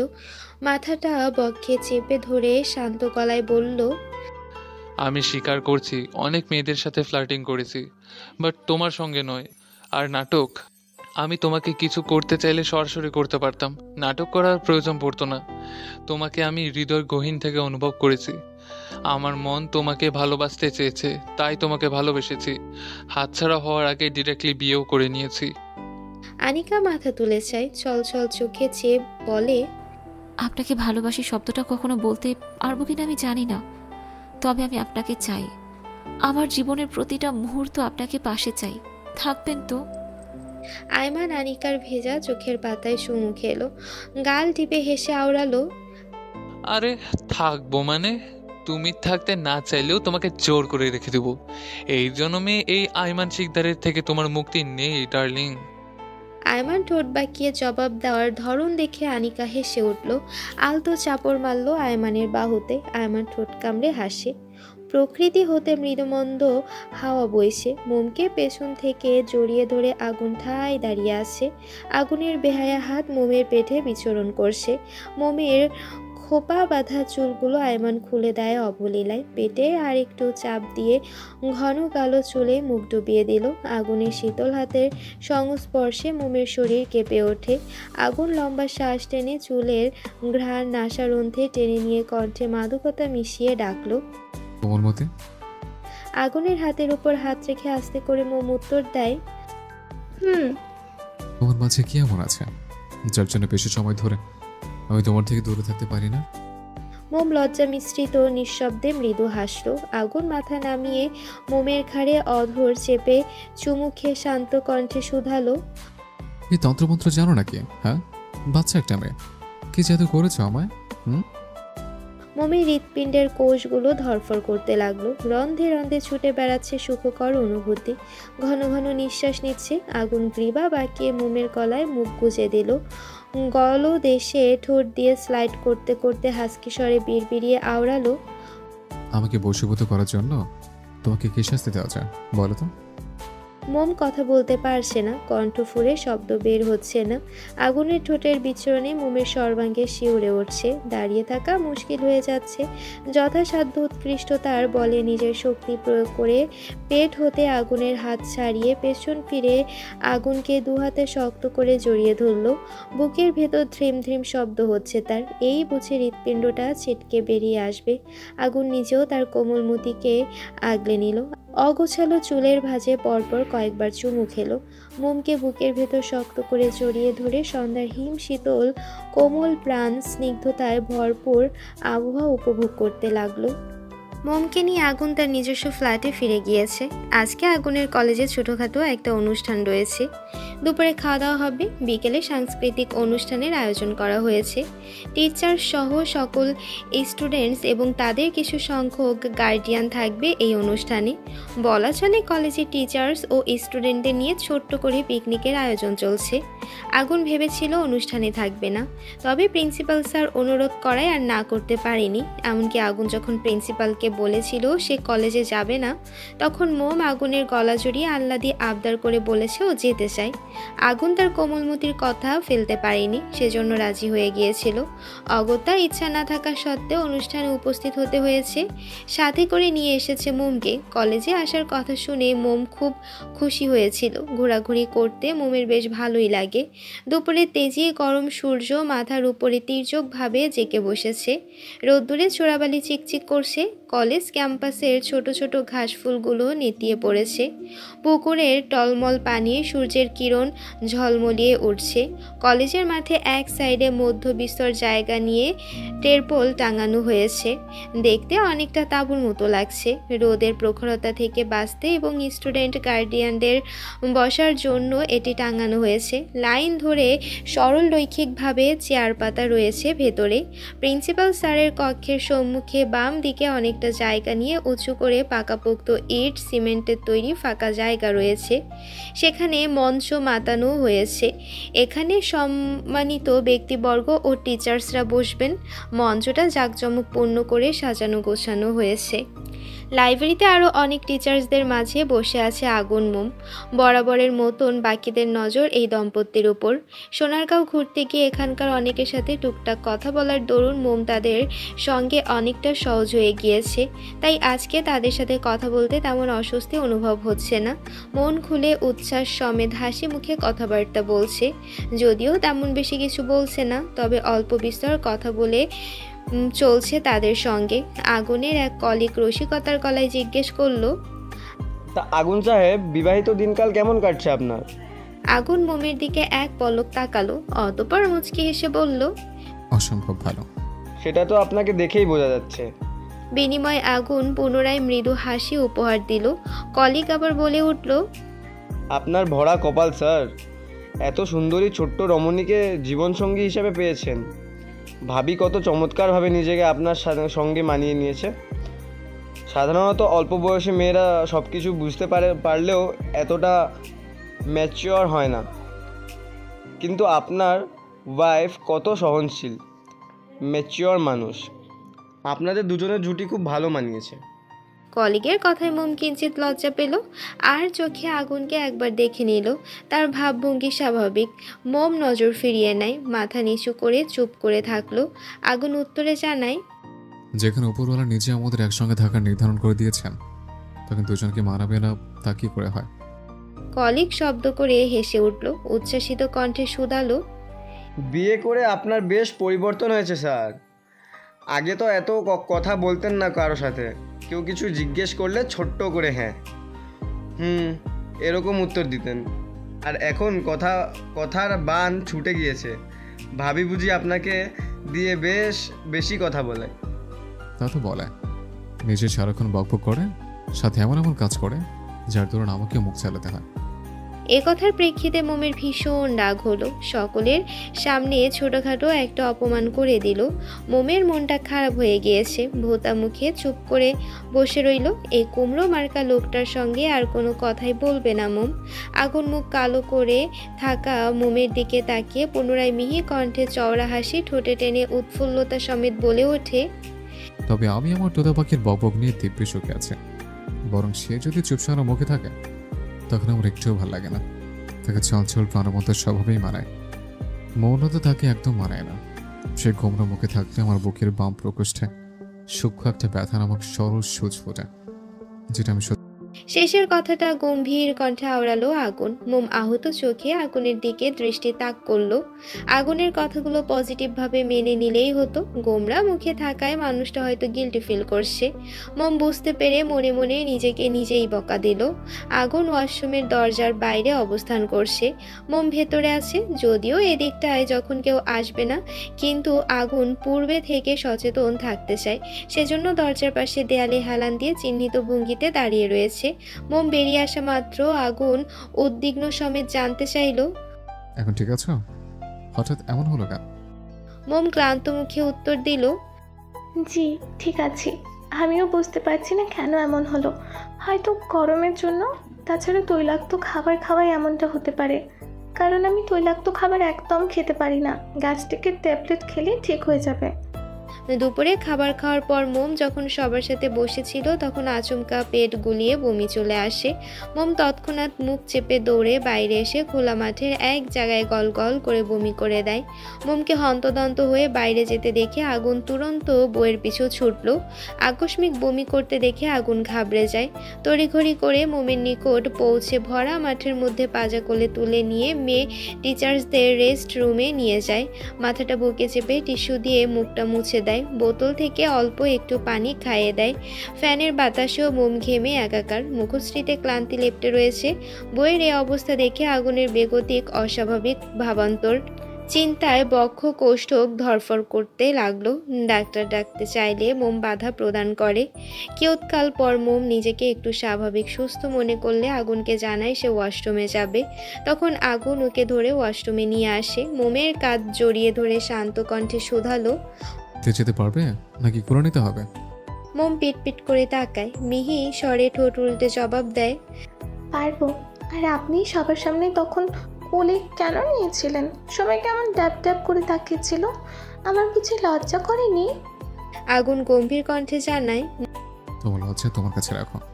আমার বউ অসুস্থ হয়ে পড়েছে আর তুমি আমাকে লোকলজ্জার ভয়ে হাত করিয়ে বসে থাকতে বলছো? যদি সিরিয়াস কিছু হয়ে যেত লোকজন পারতো আমাকে আমার বউ সুস্থ সবল ফিরিয়ে দিতে? পারতো না। তাহলে আমি কেন তারা কি ভাবছে সেটা নিয়ে মাথা কামাবো? মোম হাঁ করে পলক্ষীনভাবে চেয়ে আছে। সে কি বোঝাতে চাইলো, আর আগুন তার উল্টোটা বুঝে বসে আছে।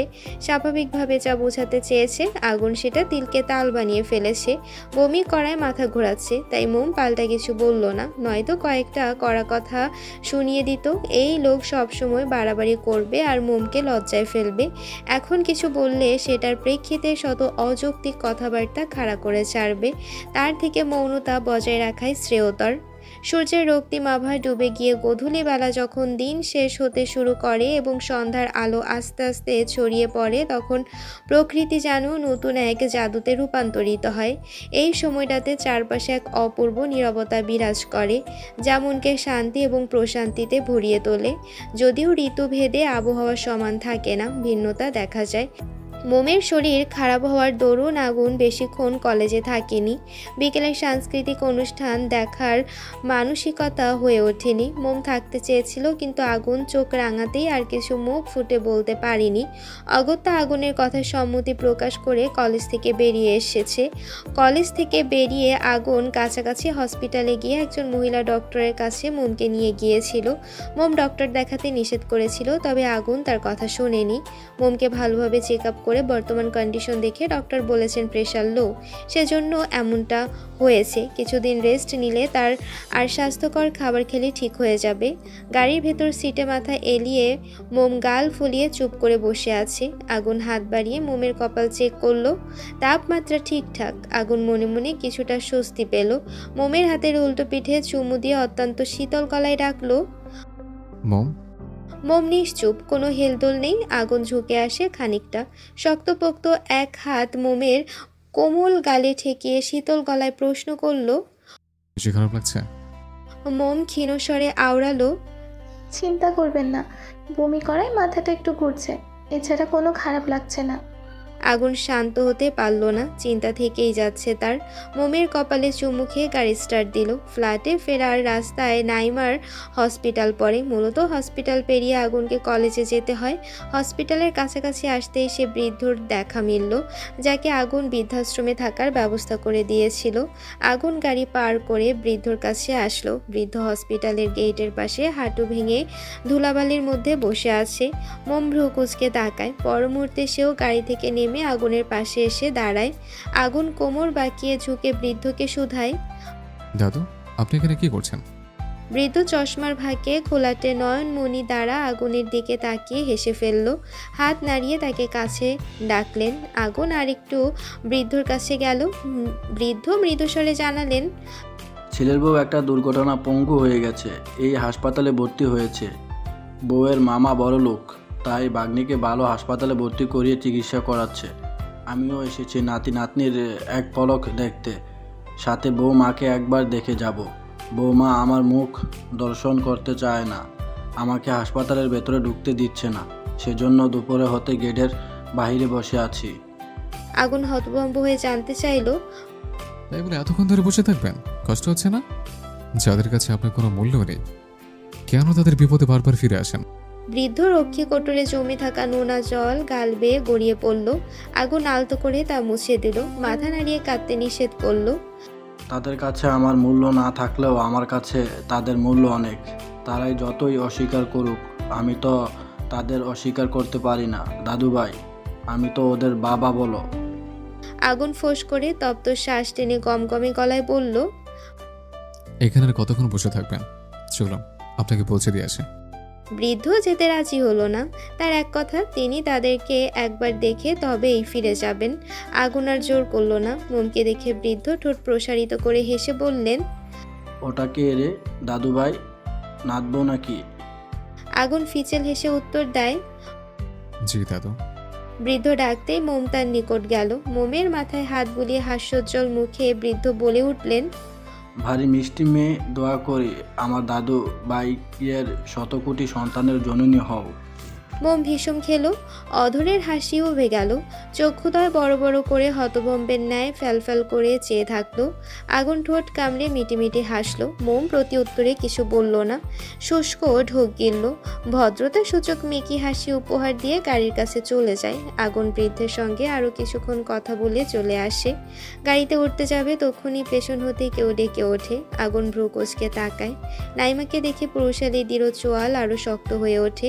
রাগে শরীর গিজগিজ করছে। হাত দুটো মুষ্টিবদ্ধ করে ফেলল। নাইমার অযাচিত আগমনে মোম ভয় পেয়ে যায়। আগুনের পেছনে দাঁড়িয়ে বাহু আঁকড়ে পৃষ্ঠের শার্ট খামচে ধরে। আগুন দাম্ভিক সহিত বুকে হাত গুজে সিনা টান টান করে দাঁড়ায়। নাইমা ওদের কাছাকাছি এসে দাঁড়ালো। মোমকে একবার দেখে বলে উঠল, অল্প কিছু সময় হবে, আমি দুটো কথা বলে চলে যাব। আগুন দাঁতে দাঁত পিষে গম্ভীর কণ্ঠে জানালো, সেদিন তো শিক্ষা হয়নি, তাই না? আবার এসছিস তোর স্টুপিড মার্কে ড্রামা করতে? কোনো মেয়ে যে এতটা নির্লজ্জ ছ্যাঁচড়া হতে পারে সেটা তোকে না দেখলে বুঝতেই পারতাম না। নাইমা মলিন হাসলো। ব্যথাত দৃষ্টিতে চেয়ে বলে, কথাটা বলেই চলে যাব। আগুন ভাবলেশীন ভঙ্গিতে দাঁড়িয়ে রইল। নাইমা এগিয়ে গেল মোমের নিকট। মোম নিজেকে আগুনের সঙ্গে আর একটু গুটিয়ে নিল। নাইমা অপরাধীর ন্যায় মাথা নিচু করে হাত জোর করে বলে ওঠে, আমাকে তুমি ক্ষমা করে দিও মোম। জানি আমি ক্ষমা পাওয়ার যোগ্য না, তবুও পারলে ক্ষমা করে দিও। একতরফা ভালোবাসে অন্ধ হয়ে তোমার সাথে যেটা করেছি তার জন্য আমি অনুতপ্ত। আগুন ভ্রুকুচকে জিজ্ঞেস করে, মন থেকে ক্ষমা চাইছিস নাকি আবার কোনো কূটনৈতিক কাজ করে কথা ভাবছিস? আগুন ভ্রু উঁচিয়ে জিজ্ঞেস করে। নাইমা তাচ্ছিল্য হাসলো। চোখ দুটো ছলছল করে উঠল। এটাই তার পাওনা। সে কাজই এমন করেছে যার জন্য তাকে বিশ্বাস করার প্রশ্নই আসে না। মন থেকে চেয়েছি মোম, শুধু একবার বলো তুমি আমাকে ক্ষমা করে দিয়েছো। তুমি ক্ষমা না করলে আমি যে মরেও শান্তি পাবো না। মোম কারো কষ্ট দেখতে পারে না। নরম মনের মানুষও সাইড থেকে অল্প মাথা বের করে ছোট করে উত্তর দিল, আপনি অনুতপ্ত, নিজের ভুল বুঝতে পেরেছেন, এটাই অনেক। বলে চুপ হয়ে গেল। আর কথা বাড়ালো না। আগুনের পিঠে মুখ গুজে দাঁড়িয়ে রইল। আগুন ভারীকে নিঃশ্বাস ছেড়ে চওড়া গলায় বলল, মম তোকে ক্ষমা করে দিল, আমি তোকে জীবনে কখনো ক্ষমা করব না। নাইমা ব্যাকুলতা সমেত আহত চোখে চায়। নেত্রদয় জলে টইটুম্বুর হয়ে গিয়েছে। অনিমেষ চেয়ে থাকলো ছুটন্ত গাড়ির দিকে। আগুনের 4 চাকাওয়ালা গাড়িটা সাই সাই করে ছুটে চোখের আড়াল হয়ে গেল। রাফি কলেজ থেকে কিছু একটা কাজে নাইমার হসপিটালে এসেছিল। গেটের বাইরে পথিমধ্যে আগুন আর নাইমাকে কথা বলতে দেখে সহসা দাঁড়িয়ে গেল। ওদের সকল কথাবার্তা শুনেছে রাফি। নাইমা তখনও একই জায়গায় ঠায় দাঁড়িয়ে রয়েছে। রাফি এগিয়ে যায়। নাইমার নিষ্পলক চাহনি পর্যবেক্ষণ করে কিছুটা চিৎকার করে বলে উঠল, ডক্টর ম্যাডাম, কি খবর?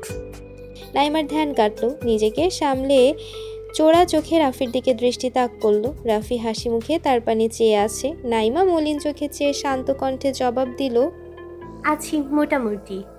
এখানে দাঁড়িয়ে আছেন যে? এমনি। দুজনের মধ্যে কিছুক্ষণ পিনে নীরবতা বিরাজমান চলল। ভারী গলায় নাইমা বলল, থ্যাঙ্কস মিস্টার রাফি। কারণ? সেদিন আমাকে প্রোটেক্ট করার জন্য। রাফি ফিচেল হেসে বলে, মানুষ হিসেবে নিজের কর্তব্য পালন করেছিলাম মাত্র। আবারও দুজন মৌনতা পালন করলো। হঠাৎ রাফি মোহনীয়তা ঢেলে আবেগী গলায় বলে উঠল, অতীতের কথা ভেবে বর্তমানকে নষ্ট করার কোনো মানে হয় না। যা হয়ে গিয়েছে ভুলে নতুন করে নতুনভাবে জীবন শুরু করলে মন্দ হয় না। নিজের ভুলের জন্য অনুতপ্ত হয়ে স্বাভাবিক জীবনযাপন করা তো যেতেই পারে। আর সেই জীবনের তারপর? রাফি জিভ দ্বারা ঠোঁট ভিজিয়ে চোখ খিচে বন্ধ করে মৃদুস্বরে বলে, সেই জীবনের সঙ্গী হিসাবে আমাকে রাখলে কি খুব অন্যায় হবে? নাইমা শব্দ করে হেসে উঠল। মনে হচ্ছে রাফি কোনো জোকস বলেছে। হাসতে হাসতে তার চোখ হতে দুফোঁটা অশ্রু বিসর্জন হলো। হাসার মতো কি কিছু হয়েছে? নাইমা হাসা বন্ধ করলো না, বরং চওড়া হলো। সময় নিয়ে নিজেকে ধাতস্থ করে হতাশ কণ্ঠে জানালো, সেটা সম্ভব নয়। আপনি ভীষণ ভালো মনের একজন ভালো মানুষ। আপনি আমার মতো কাউকে নয়, বরং একজন ভালো মেয়ে ডিজার্ভ করেন। ডাক্তারি কাজে কিছুদিনের মধ্যেই আমি ইন্ডিয়া চলে যাচ্ছি, হসপিটাল থেকে পাঠাচ্ছে। আর আমি অন্য দেশে চলে যাবার চেষ্টায় আছি।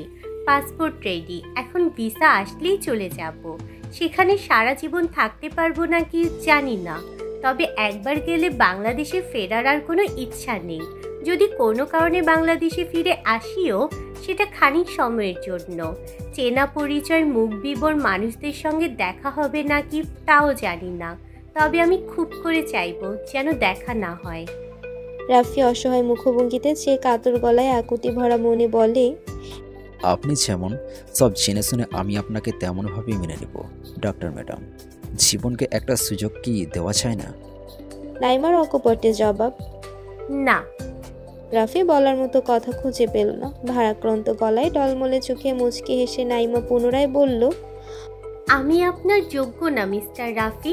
আমার সঙ্গে নিজের জীবন জড়িয়ে দিন শেষে আপনাকে খালি হাতে ফিরতে হবে, কেননা আমি এখন আগুনকে ভালোবাসি। ও আমাকে ভালো না বাসলেও মৃত্যুর আগ পর্যন্ত আমি তাকে ভালোবেসে যাব।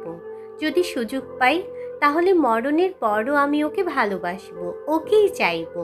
আপনি বলেছিলেন না জীবন কারোর জন্য থেমে থাকেন না, তাহলে সেটা আপনার জীবনে কেন প্রয়োগ করছেন না? প্রয়োগ করুন মিস্টার রাফি।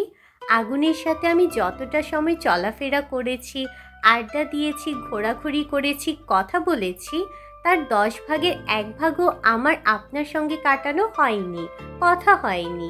একসাথে এতটা সময় পার করেছি, তাই আগুনের প্রতি আমার টান ছিল অনেক। সেই টান এখনো আছে আর সারা জীবন থাকবে। কিন্তু আমার প্রতি আপনার যেটা আছে সেটা খানিকক্ষণের মোহ। হয়তো আপনার ভালোবাসা সত্যি, তবে যেহেতু আমার আপনার যোগাযোগ সাময়িক সময়ের জন্য ছিল, তাই আপনি নিজেকে খুব সহজেই সামলে নিতে পারবেন। নতুন কাউকে জীবনে ঠাঁই দিয়ে নতুনভাবে জীবন শুরু করতে পারবেন। আমাকে ভুলে যাওয়া সহজ হবে। তাছাড়া আমার মতন আপনার ভালোবাসাটাও একতরফা ছিল। আমার আশায় বসে থাকবেন না প্লিজ। ভালো মেয়ে দেখে বিয়ে করে জীবন গুছিয়ে নিয়েন। আমার পক্ষে আগুনকে ভুলে যাওয়া সম্ভব না।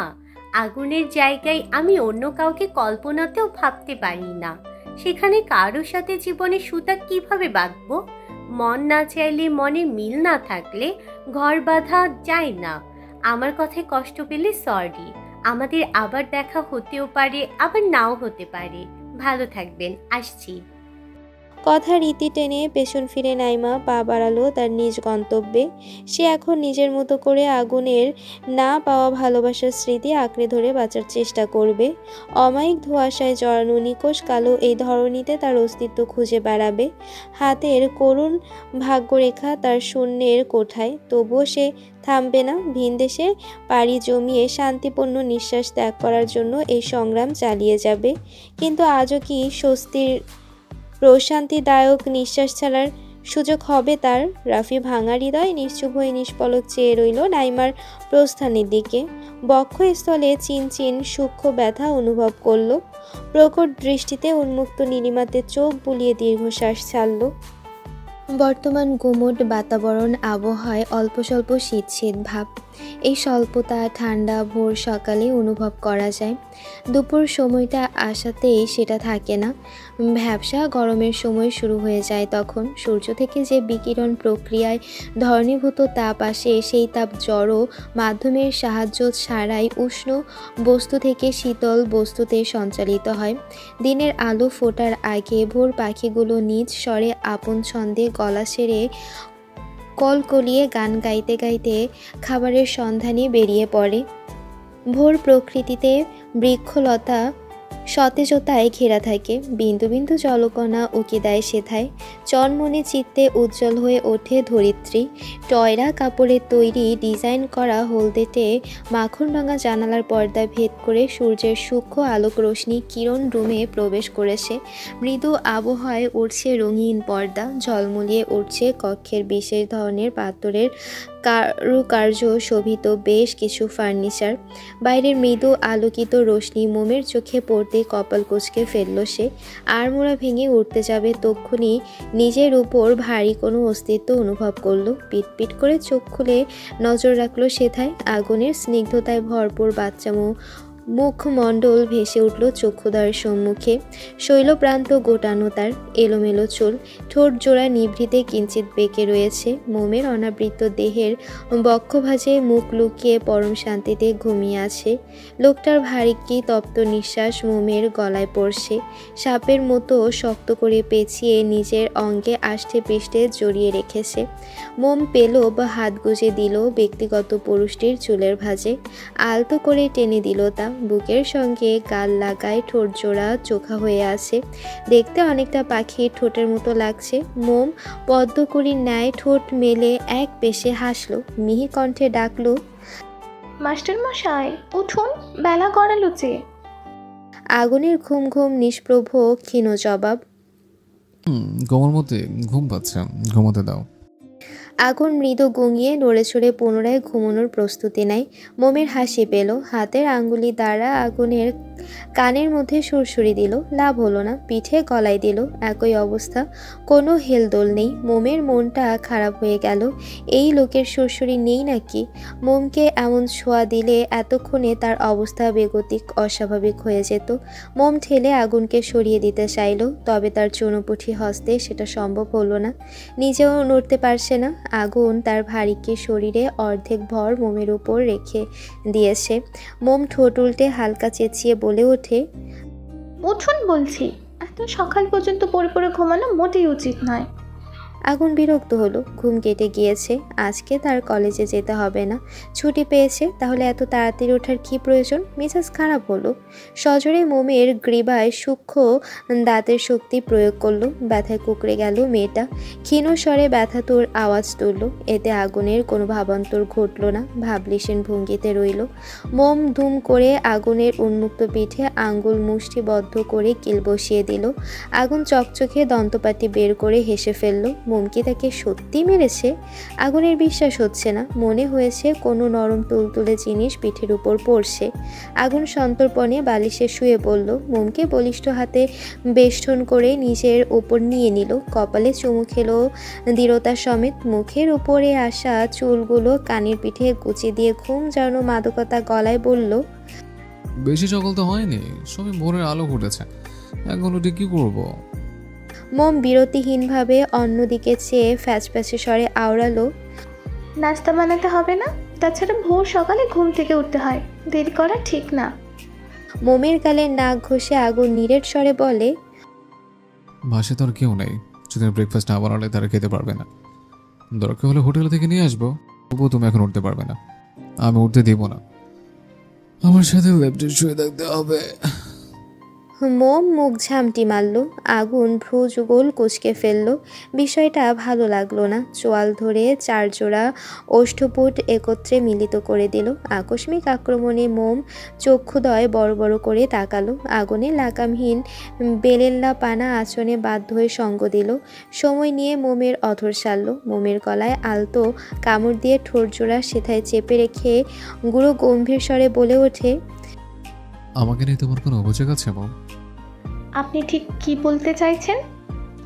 আগুন রাশভারী কণ্ঠে জানালো, মানে আমাকে নিয়ে তোমার কোনো সমস্যা হচ্ছে? আমার কাছে তুমি নিজেকে সুখী মনে করছো না, এসব জানতে চাইছে। রক্তজবা অধর প্রসারিত করে মোম কিঞ্চিত মুচকি হাসল। নির্দ্বিধায় গালে কোমল এক হাত রেখে আগুনের নাকে টুপ করে একটা চুমু খেলো। ঘন পাপড়িযুক্ত নয়ন যুগল অল্প সংকুচিত করে দৃষ্টি মেলালো। পাতলা অধর নেড়ে নেড়ে উচ্ছ্বাসিত কণ্ঠে জবাব দিল, আপনার মতো স্বামী পেয়ে যে মেয়ে বলবে সে সুখ খুঁজে পায়নি, তাহলে আমি মনে করি পৃথিবীতে আর কোনো নারী তার স্বামীর কাছে সুখী হতে পারবে না। আগুন তৃপ্তদায়ক প্রশান্তির নিঃশ্বাস ত্যাগ করলো। মোমকে আরো শক্ত করে নিজের সঙ্গে মিশিয়ে উৎফুল্লতা স্বরূপ ভরাট গলায় বলল, তোমার মতো নরম মনের নরম স্বভাবের জীবন সঙ্গিনী পেয়ে আমি তার চেয়ে বেশি খুশি। আমার কমলমতি সবসময় এভাবে লুকিয়ে রাখবো আমার পক্ষ পেঞ্চিরায়। এই জায়গাটা একান্তই তোমার জন্য বরাদ্দকৃত। তুমি ছাড়া অন্য কারোর প্রবেশ সারা জীবনের জন্য নিষিদ্ধ হোক। সহনশীল উষ্ণ গরমের দুপুর প্রকৃতির এক উজ্জ্বল এবং তপ্ত সময়, যেখানে সূর্যের তীব্র রশ্মি মাটি ও আকাশে এক অন্যরকম উষ্ণতা ছড়িয়ে দেয়। এই সময়টা যেন এক নতুন চ্যালেঞ্জ নিয়ে আসে, যেখানে প্রকৃতি আর সর্বাত্মক রূপে উপস্থিত থাকে। শীতল বাতাস যদিও গরমের ছোঁয়া দেয়, তবুও তা এক অদ্ভুত প্রশান্তি আনে। তবে চৈত্রের সময়টাতে কাঁচামরিচ, শসা ও তরমুজের মতো মৌসুমি ফলের বিক্রি শুরু হয়ে যায়, আর এগুলোর তাজা গন্ধ বাতাসে ভাসতে থাকে। ভর দুপুরে আনিকার কলেজের গেটের সম্মুখে গাড়ির সঙ্গে হেলান দিয়ে পা আড়াআড়ি ভাবে রেখে দাঁড়িয়ে রয়েছে আয়মান। ভ্রু কুঁচকে ঠোঁট জোড়া চোখা করে ফোন টিপছে আর বারবার গেটের দিকে নজর বুলাচ্ছে। সে কখন থেকে রাস্তায় দাঁড়িয়ে আনিকার জন্য অপেক্ষা করছে।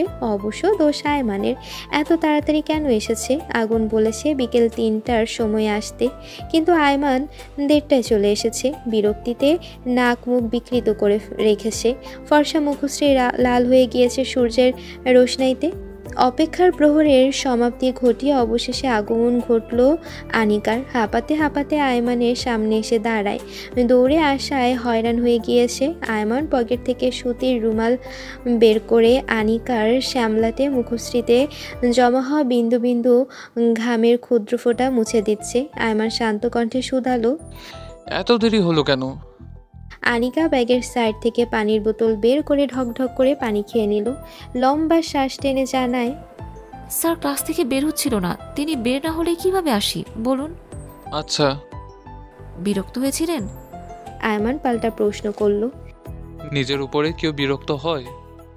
আনিকা অবাক হয়ে ভাবুকতা সমেত ফ্যালফ্যাল করে তাকায়। আয়মান একই ভঙ্গিতে ফের বলে ওঠে, তোমার উপরে বিরক্ত হওয়া মানে তো নিজের উপরেই বিরক্ত হওয়া। তুমি তো আমারই অর্ধাঙ্গিনী, অর্ধেক অঙ্গ আমার। নিজের উপরে কিভাবে বিরক্ত হই বলো? আনিকা সন্দেহী গলায় ভ্রু উঁচিয়ে জিজ্ঞেস করে, আপনার মুখভঙ্গিতে বিরক্তিকর আভাস স্পষ্ট। আয়মান ফিচেল হাসল। আনিকার গাল টিপে নরম কণ্ঠে বলল, আমি মূলত নিজের উপরে বিরক্ত ছিলাম। তুমি নিষেধ করা সত্ত্বেও জলদি চলে এসেছিলাম। তবে তোমার মায়াবী মুখশ্রী দেখে এখন আমার সব বিরক্তিকর ভাব চলে গেছে। আনিকা চক্ষু হাসল। নিজ ইচ্ছায় আয়মানের আঙ্গুলের ফাঁকে নিজের চিকন চিকন আঙ্গুল গুজে গম্ভীর স্বরে অধর প্রসারিত করে বলল, ভালোবাসতে সবাই পারে, কিন্তু ভালোবেসে অপেক্ষা সেটাই সবাই করতে পারে না। আয়মান আনিকার চোখে চোখ রাখলো, নজরে নজর মিলিয়ে দৃঢ়চিত্তে আবেগময় গলায় বলে ওঠে, আমি পারি। আনিকা কটাক্ষ করে বলে, হ্যাঁ, সেটা কতখানি সত্যি তা তো দেখতেই পারছি। আয়মান ভ্রু কুঁচকে জানতে চাইল, তুমি কি আমায় ইনডাইরেক্টলি অপমান করলে? অপমান কেন করব? তোমার কথা শুনে তো মনে হচ্ছে। রাস্তায় দাঁড়িয়ে দাঁড়িয়ে ঝগড়া করবেন নাকি বাড়িতে ফিরবেন? আমি না, তুমি শুরু করেছো। আনিকা ভাবলেশীন ভাবে জবাব দিল, কে শুরু করেছে বোঝাই যাচ্ছে। চলুন কথা না বাড়িয়ে বাড়ি ফেরা যাক। আনিকাকে বাড়িতে পৌঁছে দিয়ে আয়মান নিজ বাড়িতে ফিরে যায়নি, শ্বশুর বাড়িতে থেকে গিয়েছে আর আজকে এখানে থাকবে বলেই মনস্থির করেছে। সানাউল্লাহ কিছু বলেনি, বরং তিনি খুশি হয়েছেন, কিন্তু আনিকা খুশি হতে পারছে না। তার বুকের ভেতর ধকধক করছে, কারেন্টের শক খাওয়া মানুষের মতো হাত পা কাঁপাকাঁপি করছে। আমার বাড়িতে থাকলে ওকে জ্বালিয়ে মারবে, আল্লাহ মালুম কত উল্টাপাল্টা কাজ করে বসবে কে জানে। ভাবতেই আনিকার মুখভঙ্গি কাদো কাদো হয়ে গেল। ফ্রেশ হয়ে আয়মান খাওয়া দাওয়া করে বিছানায় গায়ে এলিয়ে দিয়েছে। আয়মান হাত দুটো মাথার পেছনে নিয়ে গলা উঁচিয়ে দরজায় নজর বুলিয়ে দেখছে আনিকা আসছে কিনা। মাঝে মাঝে আনিকার সাথে শ্বশুরবাড়ি এসে রাত্রি যাপন করত। সেই সুবাদে এখানে আয়মানের বেশ কিছু কাপড় চোপড় রয়েছে, তাই ফ্রেশ হয়ে পোশাক চেঞ্জ করে কি পরবে ভাবতে হয়নি। অনেকটা সময় পর আনিকা বেডরুমে পা রাখলো। দরজা আটকে বিছানায় আসতেই কপালে সূক্ষ্ম ভাঁজ পড়ল। আয়মান পাতলা কাঁথা দিয়ে আপাতমস্তক ঢেকে শুয়ে আছে। আনিকা পাত্তা দিল না। ভেঙচি কেটে ওয়াশরুমে গিয়ে হাত মুখ ধুয়ে আসলো। মাথা হতে ক্লিপ খুলে ফেললো। ঘন কালো কেশগুলো মুহূর্তেই পিঠ জুড়ে ছড়িয়ে পড়লো। বিছানায় এসে বসলো। ক্লান্ত লাগছে, রেস্ট নেওয়া প্রয়োজন। আয়মানের পাশে শুবে কি শুবে না সেটাই ভাবছে। আকাশ কুসুম কল্পনা করে ঠোঁটে ঠোঁট চেপে আয়মানের মুখ হতে কাঁথাটা একটু সরিয়ে এসে ঘুমিয়ে পড়েছে কিনা চেক করলো। আয়মানের চোখের পাতা কিঞ্চিত নড়বড়ে করছে। ঘুমিয়ে গিয়েছে নাকি ঘুমোয়নি বোঝা মুশকিল। আনিকা ঠোঁট বাঁকিয়ে উঠে যেতে চাইলো, তার আগে আয়মান ধপ করে আনিকার বাহু চেপে কাঁথার ভিতর ঢুকে শক্ত করে জড়িয়ে ধরলো। আনিকা হকচকিয়ে যায়, পেছন ফিরে চাইলো, পারল না। আয়মানের বুকের সঙ্গে তার পৃষ্ঠদেশ স্যাঁতসেঁতে মাটির ন্যায় মিশে আছে। পেটের উপর আয়মানের হাত বিচরণ। আনিকার লজ্জা লাগছে, হাঁসফাঁস বিমূঢ় অনুভূতি হচ্ছে। কোনঠায় লজ্জাবতী প্রজাপতিরা উড়ে বেড়াচ্ছে। ছোটার জন্য প্রচণ্ডতায় ছটফট করছে। ঘাড়ে আয়মানের পুরুষালী গরম তপ্ত নিঃশ্বাস আছড়ে পড়তে ছটফটানি নিমিষে কনকনে শীতের মতো কাঁপাকাঁপিতে রূপ নেয়। আনিকার ব্যাকুলতা বুঝতে পেরে আয়মান মিটিমিটি হাসলো। উষ্ণ ওষ্ঠপুট এগিয়ে আনিকার ঘাড়ে চুমু দিয়ে আয়মান হিসিয়ে বলে, তিরিং বিরিং করছো কেন? একদণ্ড স্থির হয়ে থাকা যায় না? আনিকার কণ্ঠ কম্পমান। ছাড়ুন। ছাড়বো বলে তোমার মনে হয়? কি করছেন এসব? আনিকার গালে উষ্ণ ঠোঁট বুলাতে বুলাতে আয়মান প্রত্যুত্তর করলো, কি করছি বুঝতে পারছো না? আপনি না ঘুমাচ্ছিলেন? কে বললো? দেখে মনে হয়েছিল। আনিকার কানের পিঠে খোঁচা খোঁচা দাড়িযুক্ত নাকমুখ ঘষল আয়মান। আনিকা বক্ষ গহ্বরে ঠিপ ঠিপ করছে করতাল। উৎকণ্ঠিত নিষিদ্ধ স্থবির দমিয়ে রাখা কষ্টদায়ক হয়ে পড়েছে। শক্তি প্রয়োগ করে কিছুটা শরীর বাঁকিয়ে আয়মানের বুকের ভিতর ঢুকে গেল। খামচে ধরল আয়মানের কাঁধের টি শার্ট। আয়মান মৃদু হাসল। অনুভূতির জোয়ার প্রগাঢ়তা করতে আনিকার ঘাড়ে মুখ ডুবিয়ে উদরে শীতল হাতের পরশ দিল। সর্বাঙ্গে ঝংকার দিয়ে শিউরে উঠল নাজুক মেয়েটা। আনিকার ঘন ঘন রুদ্ধশ্বাস অনুসন্ধানের তোপে মেলে বক্ষ বিভাজন উঠানামা করছে, যা আয়মানের উষ্ণ বুকের সঙ্গে মিশে রয়েছে। আনিকাকে জ্বালাতে গিয়ে আয়মান নিজেই বেসামালে বুঁদ হয়ে নিয়ন্ত্রণ হারালো। মন গহীনে সংকীর্ণ গণ্ডির ইচ্ছেগুলো মাথাচাড়া দিয়ে উঠল। সুখকর অনুভূতির দাবানল মুহূর্তেই খেই হারিয়ে বসলো। চোখ খিচে বন্ধ করে বুকের মধ্যে থরথর করে কেঁপে যাচ্ছে আনিকার পাতলা গরনের শরীর। এতে যেন আয়মান আরও বেসামাল উৎপীড়নের ইচ্ছায় ডুবে গেল। চেয়েও নিজের উদ্দীপনা দমিয়ে রাখতে পারছে না। সময় নিল কিছুটা, শুনল তার নিজ হৃদয়ের কথা। ঝটকা মেরে আনিকাকে বুক থেকে সরিয়ে দিল। অপেক্ষা করল না। পেছনে হাত নিয়ে আনিকার জামার ফিতা এক টানে খুলে ফেলল। আনিকার সম্ভূতি ফেলল। নিগুড় চাহনিতে চমকে উঠল নাজুক মেয়েটা। আয়মানের মুখবিবর গভীর দৃষ্টিতে পর্যবেক্ষণ করলো। ছেলেটা কেমন উন্মাদের ন্যায় আচরণ করছে। সে কি করছে আজও তার খেয়াল আছে নাকি কে জানে। আনিকার কাঁধ থেকে জামার হাতা নামিয়ে সেথায় উষ্ণ ঠোঁট চেপে ধরল আয়মান। আনিকা চুল খামচে ধরে আয়মানের কানের নিকট মুখ নিয়ে কাঁপা কাঁপা গলায় বলে উঠল, নিজেকে সংযত করুন, এসব ঠিক না।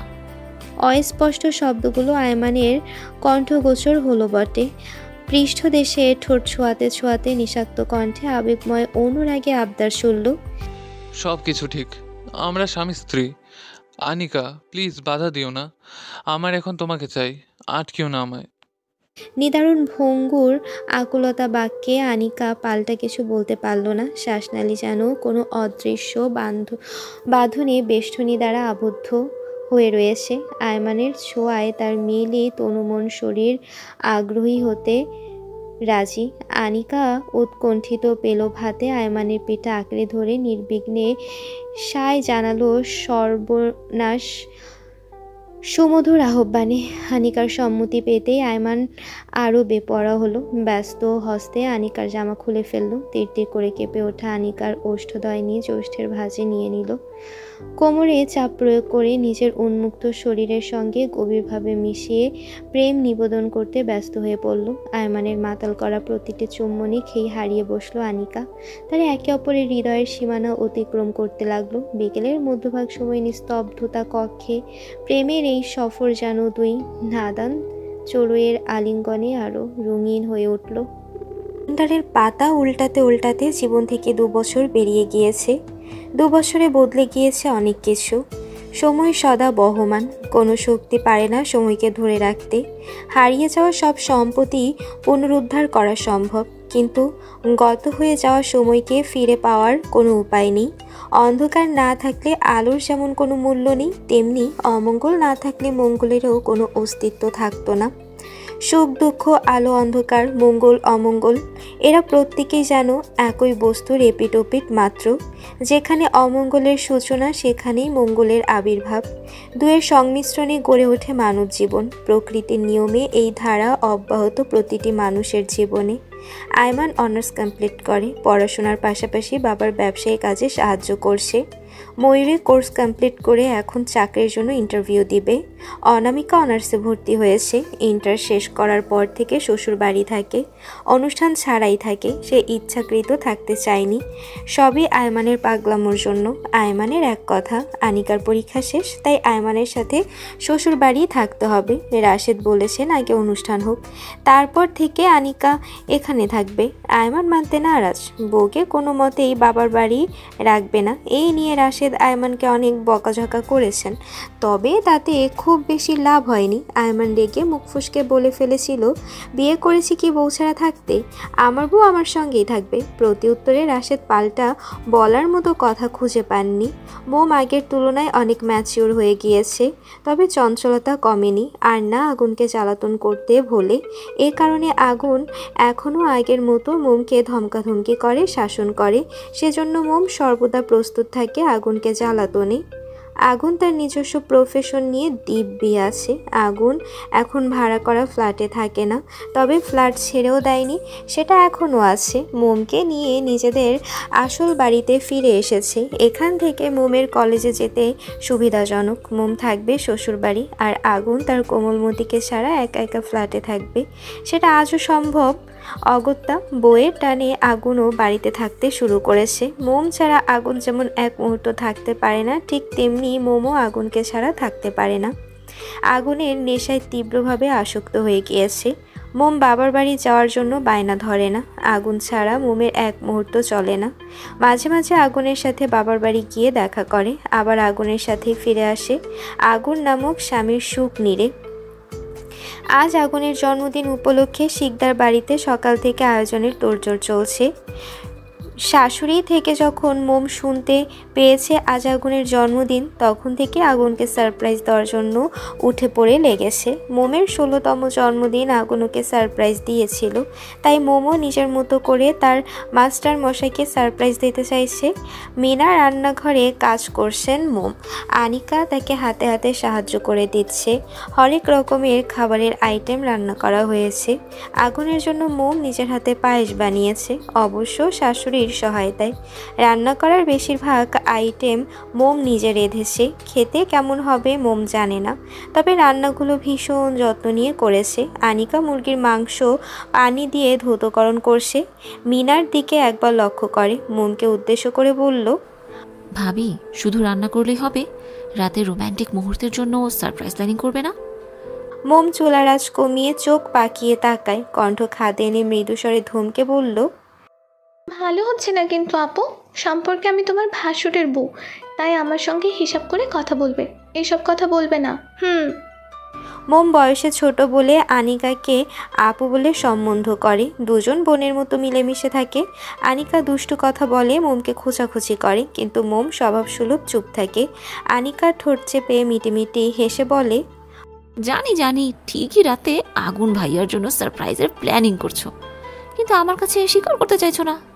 মোম কটাক্ষ করে বাঁকা হেসে বলে, তুমিও কম যাও না। সেদিন তো দেখলাম ড্রয়িং রুমে আইমান ভাইয়ার সঙ্গে চিপকাচিপকি করছিলে, সেই হিসেবে আমি যা করি সকলের দৃষ্টিকোণের আড়ালে।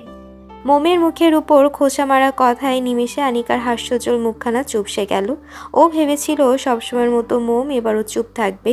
মোম যে জায়গা মতো খোঁচাটা দিয়ে দিবে আনিকা সেটা খুনাক্ষরেও টের পায়নি। মাছের আষ্টে গন্ধে হঠাৎ মোমের গা গুলিয়ে উঠল। রান্নাঘরের বেসিনে গল গল করে বমি করে দিল। আনিকা খেয়াল করে চিৎকার করে ওঠে। চিৎকারের শব্দে মিনা ঘাড় ঘুরিয়ে মোমকে দেখে আটকে উঠলেন। তড়িঘড়ি করে এগিয়ে এসে মোমকে আগলে ধরলেন। মোমের শরীর টলছে, চোখ দুটো ঝাপসা হয়ে আসছে, হাত পা অবশ অবশ লাগছে। মোম টিকতে না পেরে শ্বাসের উপর ঢলে পড়ল। পানির কণা চোখে মুখে পড়তে মোম পিটপিট করে তাকায়, মাথাটা ভার ভার লাগছে। মিনা রান্নাঘরে চেয়ার এনে মোমকে বসিয়ে দিয়েছেন, মাথায় তেল পানি দিয়ে দিচ্ছেন। আনিকা ফ্লোরে বসে মোমের হাতের তালু ঘষছে, ময়ূরী প্রেশার চেক করছে। মিনা অস্থির গলায় শুধালেন, তোমার শরীর খারাপ, আমাকে বলনি কেন? হঠাৎ কি হলো তোমার? ঠিকমতো খাওয়া দাওয়া করো না নাকি? ময়ূরী ফট করে উচ্ছ্বাসিত কণ্ঠে হাস্যোজ্জ্বল মুখে বলল, মা, আমার মনে হচ্ছে বাড়িতে নতুন সদস্য আসতে চলেছে। ময়ূরীর কথার মানে মোম বুঝতে পারল, তবে মোমের মাঝে কোনো হেলদোল দেখা গেল না। মুখ বিবর স্বাভাবিক রেখে শান্ত কণ্ঠে জানালো, এমন কিছু না, বছরখানিক আগে মাস্টারমশাইয়ের সঙ্গে ওনার কলেজের অনুষ্ঠানে গিয়েছিলাম, তখনও এরকম বমি হয়েছিল। কালকে রাতে খাইনি, সকালে অল্প সেমাই খেয়েছিলাম, হয়তো খালি পেটে মিষ্টি খাবার খাওয়ায় বমি করেছি। ময়ূরী জহুরির চোখে মোমের আপাতমস্তক পর্যবেক্ষণ করলো, চোখের দিকে চেয়ে সন্দেহী গলায় প্রশ্ন করল, তোমার লাস্ট পিরিয়ড ডেট কবে ছিল? মোম লজ্জা পেল, আর চোখে শাশুড়ির দিকে তাকায়। মোম ওর দিকেই তাকিয়ে আছেন। মোমের নিশ্চুপতা কাটিয়ে মিনা অধৈর্য সহিত উদ্বিগ্ন কণ্ঠে বললেন, চুপ করে আছো কেন? ময়ূরী যা জানতে চাইছে উত্তর দাও। মোম মাথা নিচু করে মিনমিন করে বলল, গত 2 মাস যাবৎ পিরিয়ড মিস হচ্ছে। ময়ূরী ব্যগ্র কদমে তুরন্ত ছুটল নিজের কক্ষে। ওয়ার্ড্রোব হতে একটা কিট নিয়ে ব্যস্ত কদমে পুনরায় রান্নাঘরে এলো। হসপিটালের একজনের জন্য ভালো ব্র্যান্ডের কিট নিয়ে এসেছিল, কালকে তাকে দেওয়ার কথা, কিন্তু আজকে এটা দ্বারা বাড়ির লোকদের কাজ সারবে। আগুনের বেডরুমে একরাশ অস্থিরতা নিয়ে 3 মানবী নারী অপেক্ষা করছে। মোম ওয়াশরুমের দরজা খুলে গুটি গুটি পায়ে এগিয়ে আসলো, কিটটা ময়ূরীর হাতে দিল। মোমের কেমন যেন লাগছে। ময়ূরী তীক্ষ্ণ দৃষ্টিতে কিটের স্পষ্ট লম্বালম্বিভাবে 2টো দাগ লক্ষ্য করে উৎফুল্লতা সমেত চিৎকার করে ওঠে, ভাবি প্রেগনেন্ট! রুমের মধ্যে যেন ছোটখাটো একটা ব্লাস্ট হলো। মোম চমকে ওঠে, আবেগে চোখ দুটো জলে টইটুম্বর হয়ে গিয়েছে। আনিকা লাফিয়ে উঠল, মোমকে আলিঙ্গন করে শুভেচ্ছা জানালো আনিকা, ময়ূরী। মিনা খুশিতে গদগদ হয়ে মোমকে জড়িয়ে ধরে কপালে দৃঢ় চুমু এঁকে দিলেন। কত বছর পর শিকদার বাড়িতে নতুন সদস্য আসতে চলেছে। মাথায় হাত রেখে মুচকি হেসে মিনা বললেন, আমার যে কি আনন্দ হচ্ছে বলে বোঝাতে পারবো না। সদা সুখে থাকো মা। মোম ঠোঁট চেপে কান্না আটকে ধীর গলায় বলল, মা, আপনার ছেলেকে কিছু বলবেন না, আমি নিজে তাকে খবরটা দিতে চাই। মিনা সম্মতি প্রকাশ করলেন। মোমের হাত ধরে মাথার নিকট চিহ্নিত ভঙ্গিতে বসে রয়েছে আগুন। আজ কলেজ থেকে ফিরতে দেরি হয়েছে, বাড়িতে আসতেই আনিকা দরজা খুলে দিয়েছে। নিজের মধ্যকার উত্তেজনা দমিয়ে রাখতে না পেরে গড়গড়িয়ে বলে ফেলেছিল মোম খুব অসুস্থ। ভাগ্যিস আর কিছু বলেনি, ব্যাস। তখন থেকেই মোমের পাশে খাপটি মেরে বসে আছে। মোমের অসুস্থতার কথা শুনতেই আগুনের বেগতিক অস্বাভাবিক অবস্থা, বক্ষ স্পন্দনে কেমন চিনচিনে ব্যথা অনুভব করছিল। সুস্থ সবল বউ বাড়িতে রেখে গিয়েছিল, আর এসে দেখে বউ অসুস্থ। সেটা কি আগুনের সহ্য হয়? মোমের বিরক্ত লাগছে। এভাবে গা ঘেঁষার মানে কি? কলেজ থেকে এসে ফ্রেশ হয়নি, এমনকি খায়নি, পোশাক চেঞ্জ করেনি, সন্ধ্যা হয়ে গিয়েছে, আর এই লোকের সেদিকে কোনো খেয়াল নেই। বাড়ির সদস্যরা কি ভাবছে? নিশ্চয়ই আগুনকে বউ পাগল ভাবছে। কিন্তু মোম তো লজ্জা পায়। মোমের গালে হাত রেখে মায়াভরা চাহনি নিক্ষেপ করে আগুন উদ্বিগ্ন কণ্ঠে শোধালো, কোথায় কষ্ট হচ্ছে? অসুস্থ হচ্ছে কিভাবে? বেশি খারাপ লাগছে? মোম গাল হতে হাত সরিয়ে দিল, তিরিক্ষি মেজাজ নিয়ে মৃদু স্বরে চেঁচিয়ে বলল, আমার কিছু হয়নি, একদম ঠিক আছি। যান, গিয়ে ফ্রেশ হয়ে আসুন। চিন্তা হচ্ছে আমার। মোম হতাশ কণ্ঠে বলে, বললাম তো ঠিক আছি, আপনি তো ব্যস্ত হবেন না। কথা শুনছেন না কেন? মোম ঠেলে ঠুলে আগুনকে ওয়াশরুমে পাঠিয়ে দিল। আগুন ঝটপট ফ্রেশ হয়ে খাওয়া দাওয়া করে মোমের পাশে এসে শুয়ে পড়ল। টেবিলে একসাথে এত এত খাবার আইটেম দেখে আগুন ভীষণ অবাক হয়েছিল। তাও সবগুলো আগুনের পছন্দের খাবার, তবে বেশি ঘাটেনি। হয়তো ভেবেছে এমনি এত রান্না করেছে। খাবার মজা হওয়ায় আগুন তৃপ্তি সহ পেট ভরে খেয়েছে। ক্লান্ত থাকায় কখন যে চক্ষু জোড়ায় তন্দ্রা লেগে গিয়েছিল আগুন টেরই পায়নি। যখন তন্দ্রা ছুটেছে তখন রাতের দ্বিতীয় প্রহর শুরু। হাতড়িয়ে মোমকে খোঁজার ব্যর্থ চেষ্টা চালালো। মোমের নাকাল না পেয়ে উঠে বসলো। পুরো বাড়ি জুড়ে অন্ধকার, শুধু ড্রয়িং রুমের ঝাড়বাতি জ্বলছে। সেটার সূক্ষ্ম আলোক শিখা রুমে প্রবেশ করছে। দরজা খোলা। মোবাইল ফোনটা হাতে নিয়ে দেখলো রাত 12টা বেজে গিয়েছে। আগুন রুমের লাইট অন করে ফ্রেশ হয়ে আসলো। ড্রেসিং টেবিলের সম্মুখে দাঁড়িয়ে তোয়ালে দিয়ে মুখমণ্ডলের পানি মুছছে। তক্ষুনি দেখতে পেল ড্রেসিং টেবিলের দর্পণে ছোট একটা কাগজের টুকরো আটকানো। কাগজে কিছু লেখা রয়েছে। আগুন ললাটে প্রগাঢ় ভাঁজ ফেলে কাগজের টুকরো অংশটা হাতে তুলে নিল। কাগজে গোটা গোটা অক্ষরে লেখা বাক্যদ্বয় ভ্রুকুচকে রুক্ষ স্বরে বিড়বিড়িয়ে আওড়ালো, বিছানার একপাশে একটা প্যাকেট রাখা আছে। প্যাকেটে যা রয়েছে পড়ে ড্রয়িং রুমে চলে আসুন, আপনার অপেক্ষায় থাকবো। আগুনের বুঝতে বাকি নেই এটা তার কোমল মতির হাতের লেখা। এখন প্রশ্ন হলো, এত রাতে উধাও কেন হয়েছে মেয়েটা? আগুন ফোঁস করে তপ্ত শ্বাস টেনে এত না ভেবে প্যাকেট খুলে দেখলো। দারুণ পায়জামা পাঞ্জাবির সেট, দেখতে ভীষণ সুন্দর। আগুন চটজলদি রেডি হয়ে ধীর কদমে বেরিয়ে আসলো। ও আসা মাত্র ঝাড়বাতি নিভে গেল। এর পরিবর্তে জ্বলে উঠলো কতগুলো বার্থডে ল্যাম্প। ল্যাম্পের আলোতে আপন মানুষদের মুখমণ্ডলগুলো স্পষ্ট দেখতে পেল। ড্রয়িং রুমে নজর বুলিয়ে বার্থডে সাজসজ্জা দেখে আগুন অবাকের চরম সীমানায় পৌঁছে গেল। মুহূর্তে পুরো বাড়ি পুনরায় কৃত্রিম আলোয় ভরে উঠল। রাশেদ নিজ ইচ্ছায় প্রথমবারের মতো বড় ছেলেকে বুকে জড়িয়ে নিষ্প্রভ গলায় বলে উঠলেন, শুভ জন্মদিন আব্বাজান। আগুন ভাষা হারিয়ে ফেলেছে। কি প্রতিক্রিয়া দেখাবে সেটাই ভুলে গিয়েছে। একের পর এক ঝটকা সহ্য করতে পারছে না। মোমের প্রেগনেন্ট হওয়ার খবর রাশেদ মিনার থেকে শুনেছেন। আগুনকে চুপ থাকতে দেখে তৃপ্তিময় হেসে রাশেদ মিহি কণ্ঠে ফের বললেন, আর কতক্ষণ দাঁড়িয়ে থাকবে? কেকটা কাটো, সেই কখন 12টা পেরিয়ে গিয়েছে। সকলে মিলে আগুনকে বার্থডে উইশ করলো। মাথায় হাত রেখে মিনা প্রাণপণে ছেলের জন্য দোয়া করলেন।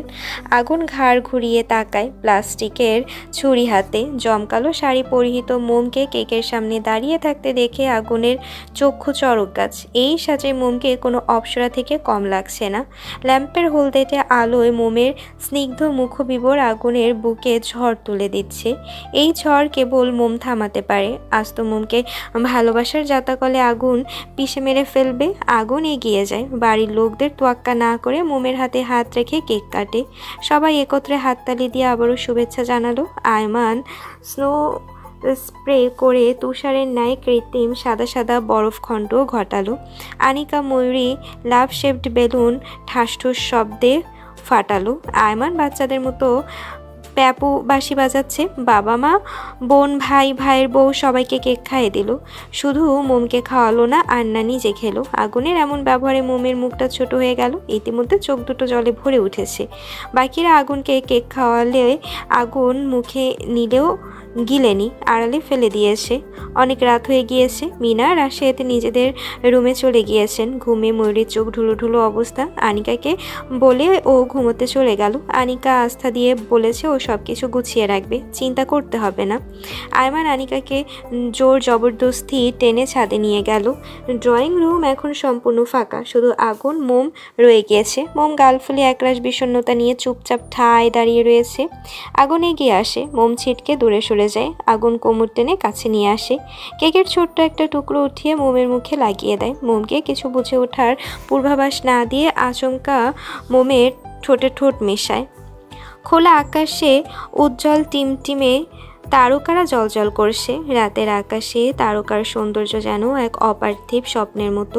চারপাশ যখন ঘুমে আচ্ছন্ন হয়ে পড়ে তখন আকাশে অগণতি তারা ঝিকিমিকি করে জ্বলে ওঠে, যেমন অন্ধকারের চাদরে ছড়িয়ে থাকা মুক্তরাশি। ঝলমলে তারাগুলো কখনো ছোট কখনো বড় দেখায়, কিছু উজ্জ্বল কিছু শ্রমান। ছাদের উপর দাঁড়িয়ে এই তারা ভরা আকাশের নিচে সময় কাটানো মানেই এক অদ্ভুত শান্তি অনুভব করা। ছাদে আসা মাত্র আনিকা ঝাড়া মেরে হাত ছাড়িয়ে নিল।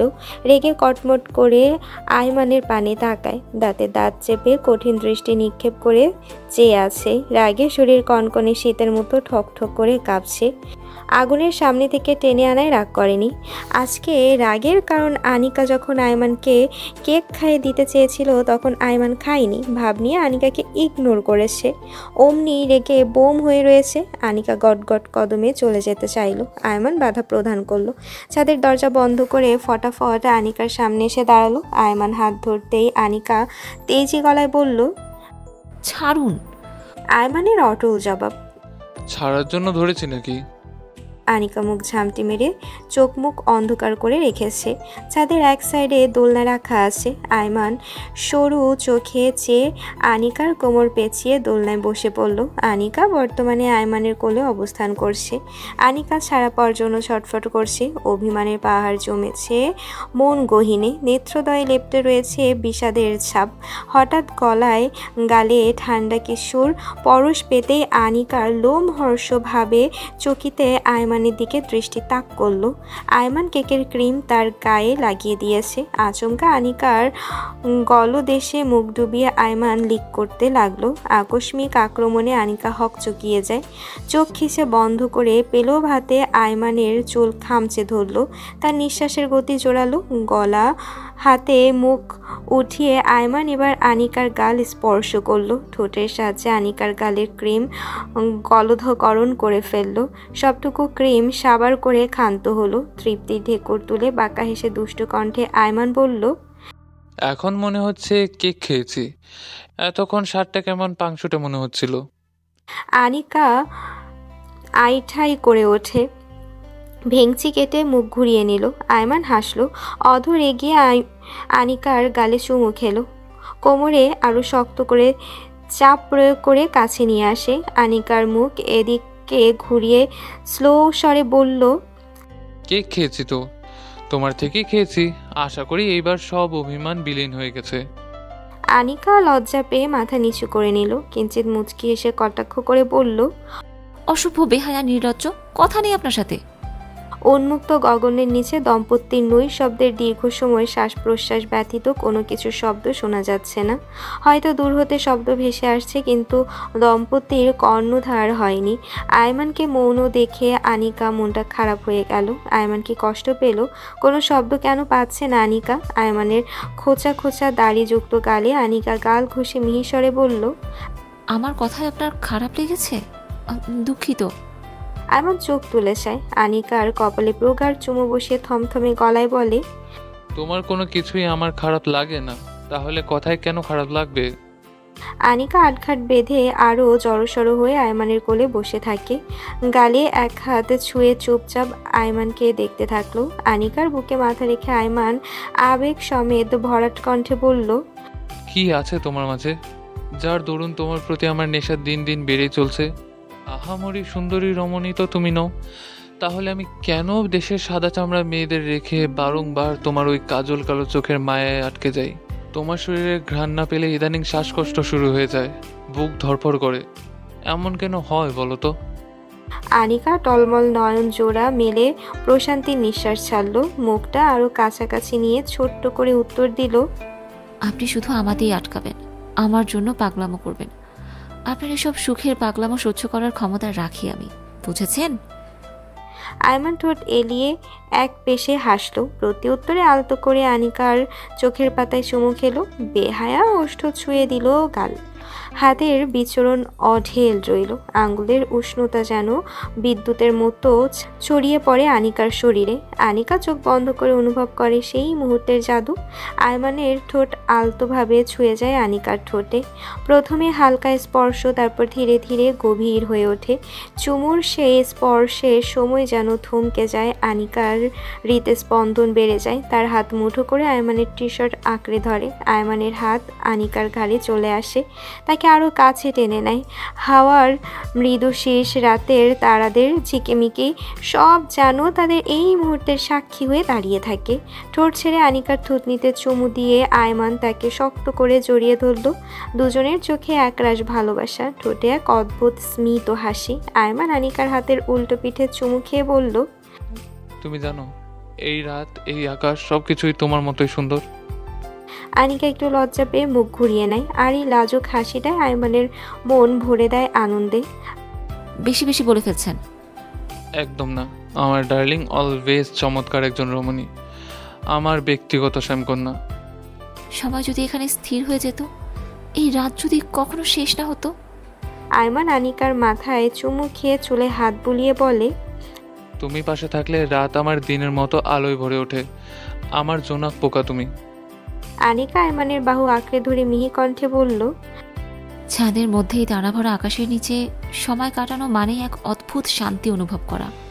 মনে হয় আকাশেই তারা আমাদের হাজারো গল্প জানে, কখনো আনন্দের, কখনো বিষাদের, আর তারা চুপচাপ থেকে আমাদের মনে স্বপ্ন বুনে যায়।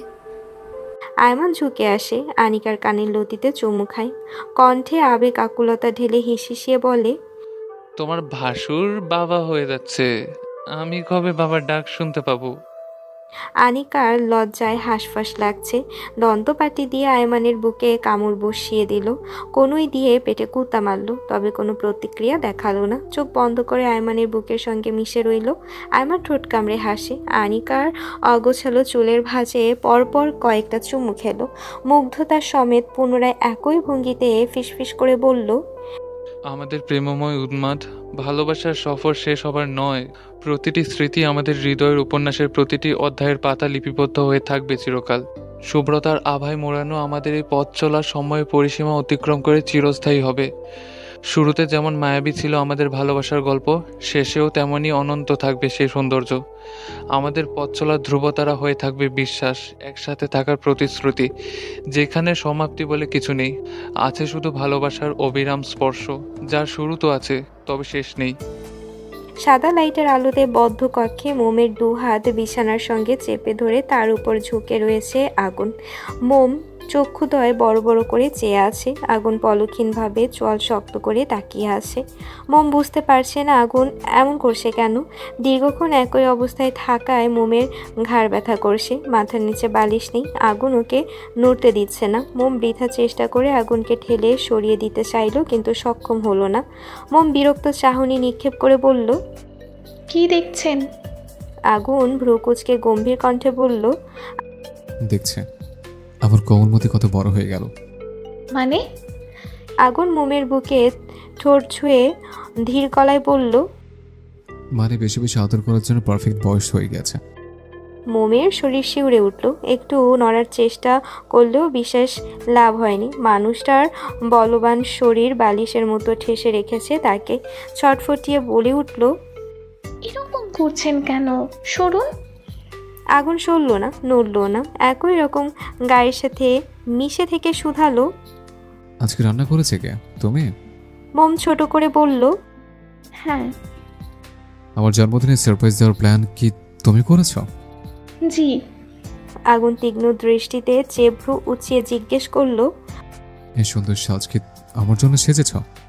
মোম ঠোঁট উল্টে তেরা কণ্ঠে খোঁচা মেরে বলল, না, আমার আরো 10-12টা জামাই রয়েছে, তাদের জন্য। আগুন তুরন্ত মোমের গলায় মুখ ডুবিয়ে ছোট ছোট কামড় দেওয়ার পাশাপাশি চুমু দিতে শুরু করলো। মোমের নিঃশ্বাস আটকে আসার উপক্রম। কিছুটা শক্তি খাটিয়ে আগুনকে সরিয়ে কোনো রকম উঠে বসলো। জোরে জোরে শ্বাস টানছে। আগুন পুনরায় কাছে টেনে নিল, গালে ঠোঁট বুলিয়ে দুপাশে হাত দুবাহু চেপে ধরলো, চোয়াল শক্ত করে ধমকে বলল, সাহস বেড়ে গেছে? মোম পলক ঝাপটিয়ে সরল গলায় বলল, তাহলে প্রশ্ন কেন করছেন? কার জন্য সেজেছি? আপনি ছাড়া আর কার জন্য সাজবো? আগুন চক্ষু হাসল। মোমের রক্তজবা নিচের ঠোঁট কামড়ে ধরল, ঠোঁটে ঠোঁট রেখে নিষাক্ত কণ্ঠে বলল, আমি তো পাগল হয়ে যাচ্ছি কোমলমতি, এখন এর থেকে পরিত্রাণের উপায় কি? মোম ঠেলে আবার সরিয়ে দিল। তাকায় আগুনের আদলে, তার ঠোঁট দুর্বোধ্য হাসি, নিগড় চাহনিতেও চাই। ঝট করে এক টান মারল, উত্তাল ঢেউয়ের ন্যায় বুকের মধ্যে এসে আছড়ে পড়ল মোম। হকচকানো দৃষ্টি তুলতেই আগুন ভ্রু নাচালো। খবরদার আমার থেকে বিন্দু পরিমাণ দূরে যাওয়ার চেষ্টা করবে না। একটু থেমে লম্বা শ্বাস টেনে ব্যগ্র গলায় ফের বলে, তোমার সারপ্রাইজ আমি অ্যাপ্রিশিয়েট হয়েছে, আমারও তো উচিত তোমাকে কিছু দেওয়া। মোম চওড়া হাসি উপহার দিয়ে বলে, আমার আর কিচ্ছু চাই না, এ পর্যন্ত আপনি অনেক দিয়েছেন, সেগুলো নিয়েই আমি সন্তুষ্ট। আগুনের কণ্ঠে নিপাত জেদ। আমি দেবই। কি দেবেন? আমার ভালোবাসা। মোম লজ্জায় নুয়ে গেল। আড়ষ্টতার ক্ষুদ্র সত্তা বোধ হলো। জিভ দ্বারা ঠোঁট বিচিয়ে মিনমিন করে বলল, আমার আপনাকে কিছু বলার আছে। মোমের ঘাড়ের চুলগুলো অন্য পাশে নিয়ে উন্মুক্ত ঘাড়ে আগুন উষ্ণ ওষ্ঠপুট চেপে ধরল। লম্বা লম্বা শ্বাস টেনে মেলি শরীরের ঘ্রাণ নাসারন্ধে লুফে নিল। সেথায় ঘন ঘন চুমু খাচ্ছে, অধর ঢালা স্লাইড করছে অবলীলায়। মোমের শরীর দুলে উঠছে, হাঁসফাঁসে বিমূঢ় অবস্থা। মোমের কানের পিঠে চুমু খেয়ে আগুন শীতল গলায় শুধালো, বলো। মোম শুষ্ক ঢোক গিলল। কথাটা বলার জন্য নিজেকে প্রস্তুত করে হাঁ করে বলার পূর্বে নিজেকে শূন্যে আবিষ্কার করলো। মোম হকচকিয়ে যায়। উৎকণ্ঠ নিপ্রভ দৃষ্টিতে ড্যাব ড্যাব করে তাকিয়ে থাকলো। আগুন তাকে কোলে তুলে বেলকনির দিকে পা বাড়ালো। যেতে যেতে বলল, আজ চন্দ্রবিলাস করব। বেলকনিতে এসে মোমকে নিয়ে আগুন কাউচে বসে পড়ল। আগুনের হাত মোমের পেটে বিচরণ করছে। মোমকে কাঁধের থুতনি ঠেকিয়ে নিরেট গলায় বলল, তখন কি বলতে চেয়েছিলে, এবার বলো। মোম সময় নিল, নিজেকে ধাতস্থ করলো। চোখ মুখ খিচে সুমধুর বাক্য আওড়ালো, আপনি বাবা হতে চলেছেন মাস্টার মশাই। মোমের কথা আগুনের কর্ণগোচর হলো বটে, কিন্তু মস্তিষ্ক ক্যাচ করতে সক্ষম হলো না। ভাবুকতা গলায় প্রশ্ন করলো, বুঝলাম না। আগুনের হাত টেনে মোম নিজের পেটে রাখলো। চলো চলো চোখে চেয়ে ভঙ্গুর গলায় জানালো, আপনার আর আমার ভালোবাসার অস্তিত্ব রয়েছে এখানে। আগুন থমকে গেল। বক্ষস্থল প্রচণ্ড গতিতে ধরাস ধরাস করছে। হতবিহ্বল লক্ষ্মীপথে ফ্যালফ্যাল করে চেয়ে রইল। তীব্র উত্তেজনায় শরীর কাঁপছে। মূর্তির মতো চুপচাপ ঠায় বসে কথা বলতে চাইছে, কিন্তু পারছে না। কণ্ঠনালী ভেদ করে কথা বের হচ্ছে না। বিড়ম্বনায় অবিশ্বাসের ছাপে স্পষ্ট। অনুভূতির অচেনা এই তাণ্ডব লীলায় গোটা শরীর থেমে গিয়েছে। আচ্ছা, পৃথিবী কি আগুনের অন্ত স্থিতর ন্যায় থমকে আছে? ঘড়ির কাঁটা চলছে না, নাকি ওর শ্বাস আটকে পড়েছে বুকে? এই জ্ঞান হারিয়ে ফেলার মতো অস্থির ভাবটা কিসের তবে? আগুনের বিস্ময় কিং কর্তব্য বিমূঢ় মুখমণ্ডলে মোম নিগুড় দৃষ্টিতে তাকায়। আগুনের ভাব ভঙ্গি বোধগম্য হচ্ছে না। আগুনের মন মস্তিষ্কে কি চলছে বোঝা বড় দায়। মোমের উৎকণ্ঠায় ভয় জেগে বসেছে। কতবার আগুনের থেকে বাচ্চা চেয়েছে, কিন্তু আগুন বারংবার ফিরিয়ে দিয়েছে। কান্নাকাটি রেশারেশি চেঁচামেচি করেও লাভ হয়নি। আগুনের নিজের জেদে অটল থেকে বলেছে 21 বছর বয়স না হওয়া পর্যন্ত যেন বাচ্চার কথা মাথাতেও না আনি। এখন মোমের 18 বছর চলমান। সেজন্য কি মানুষটা মেনে নিতে পারছে না? রেগে গিয়েছে কি লোকটা? কোনো প্রশ্নেরই কোনো সুরাহা সে পাচ্ছে না। ড্যাব ড্যাব নজর দুটো শুধু একভাবে আগুনকে দেখছে। মোমের পৃথিবী দুলে উঠল। এসব চিন্তা করে পৃষ্ঠদেশে শীতল স্রোত বয়ে গেল।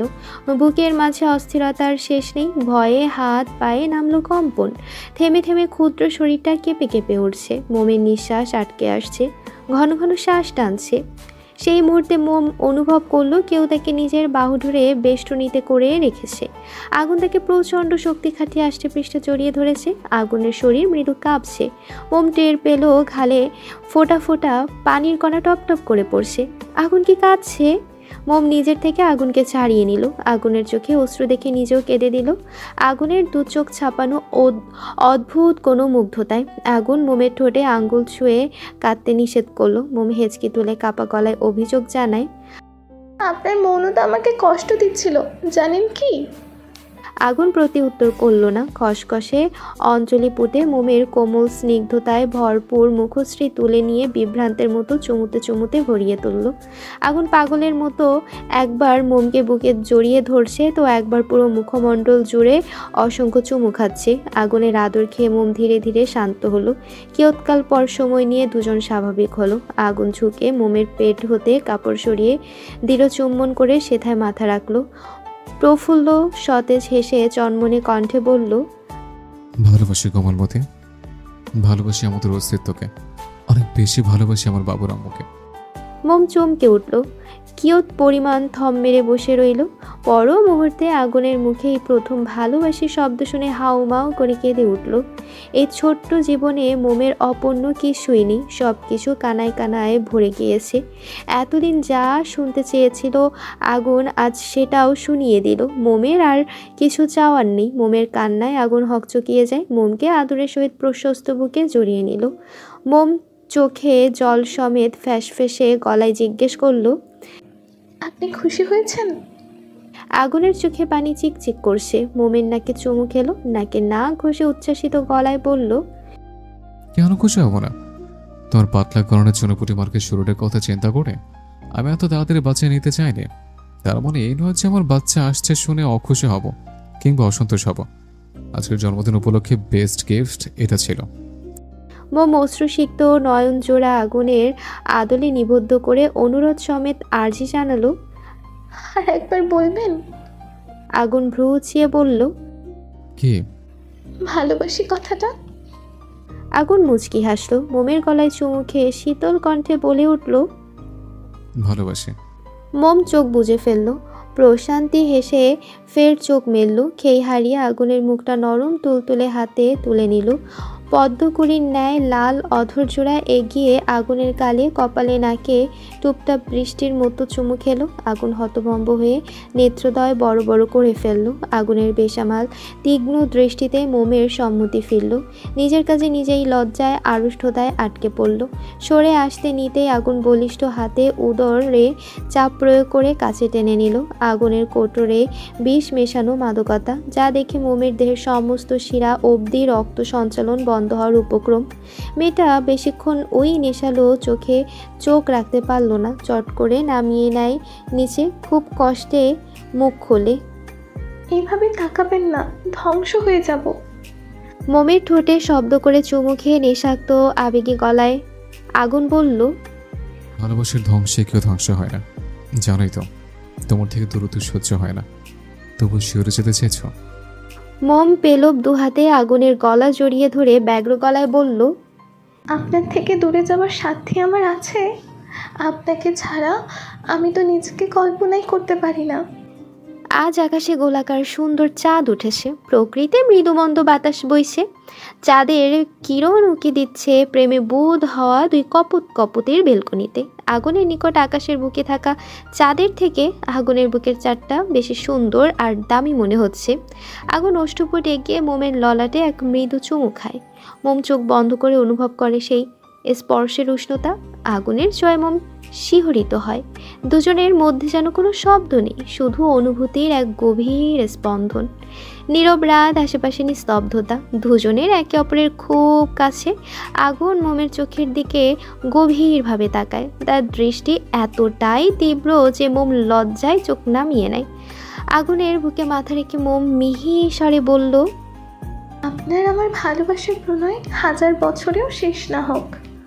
মোমের কপালে কপাল ঠেকিয়ে ভারীকে নিঃশ্বাস ছাড়ল আগুন। কণ্ঠে মাদকতা মিশিয়ে হাসকি স্বরে বিড়বিড়িয়ে আওড়ালো, আকাশ জুড়ে চাঁদের আলো, সোনালি রং ছড়ায়। তোমাকে যতবার দেখি ততবার আমার মন হারায়। শুভ্র রঙে ভালোবাসা ছুঁয়ে যায় প্রাণের গান। তুমি ছাড়া এই জীবন যে শূন্যতার সমান। চাঁদের আলোয় তোমার ছায়া স্বপ্নে এনে দেয় সুর।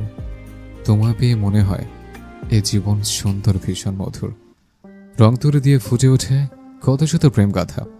আবারও বাতাবরণে পরিস্ফুটিত হবে আমাদের শুভ্র রাঙা ভালোবাসা।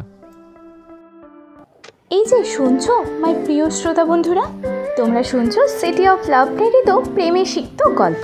আর আমাদের সাথে পথ চলতে do like, comments and share. আর সাবস্ক্রাইব করতে কিন্তু একদম ভুলবে না। টাটা।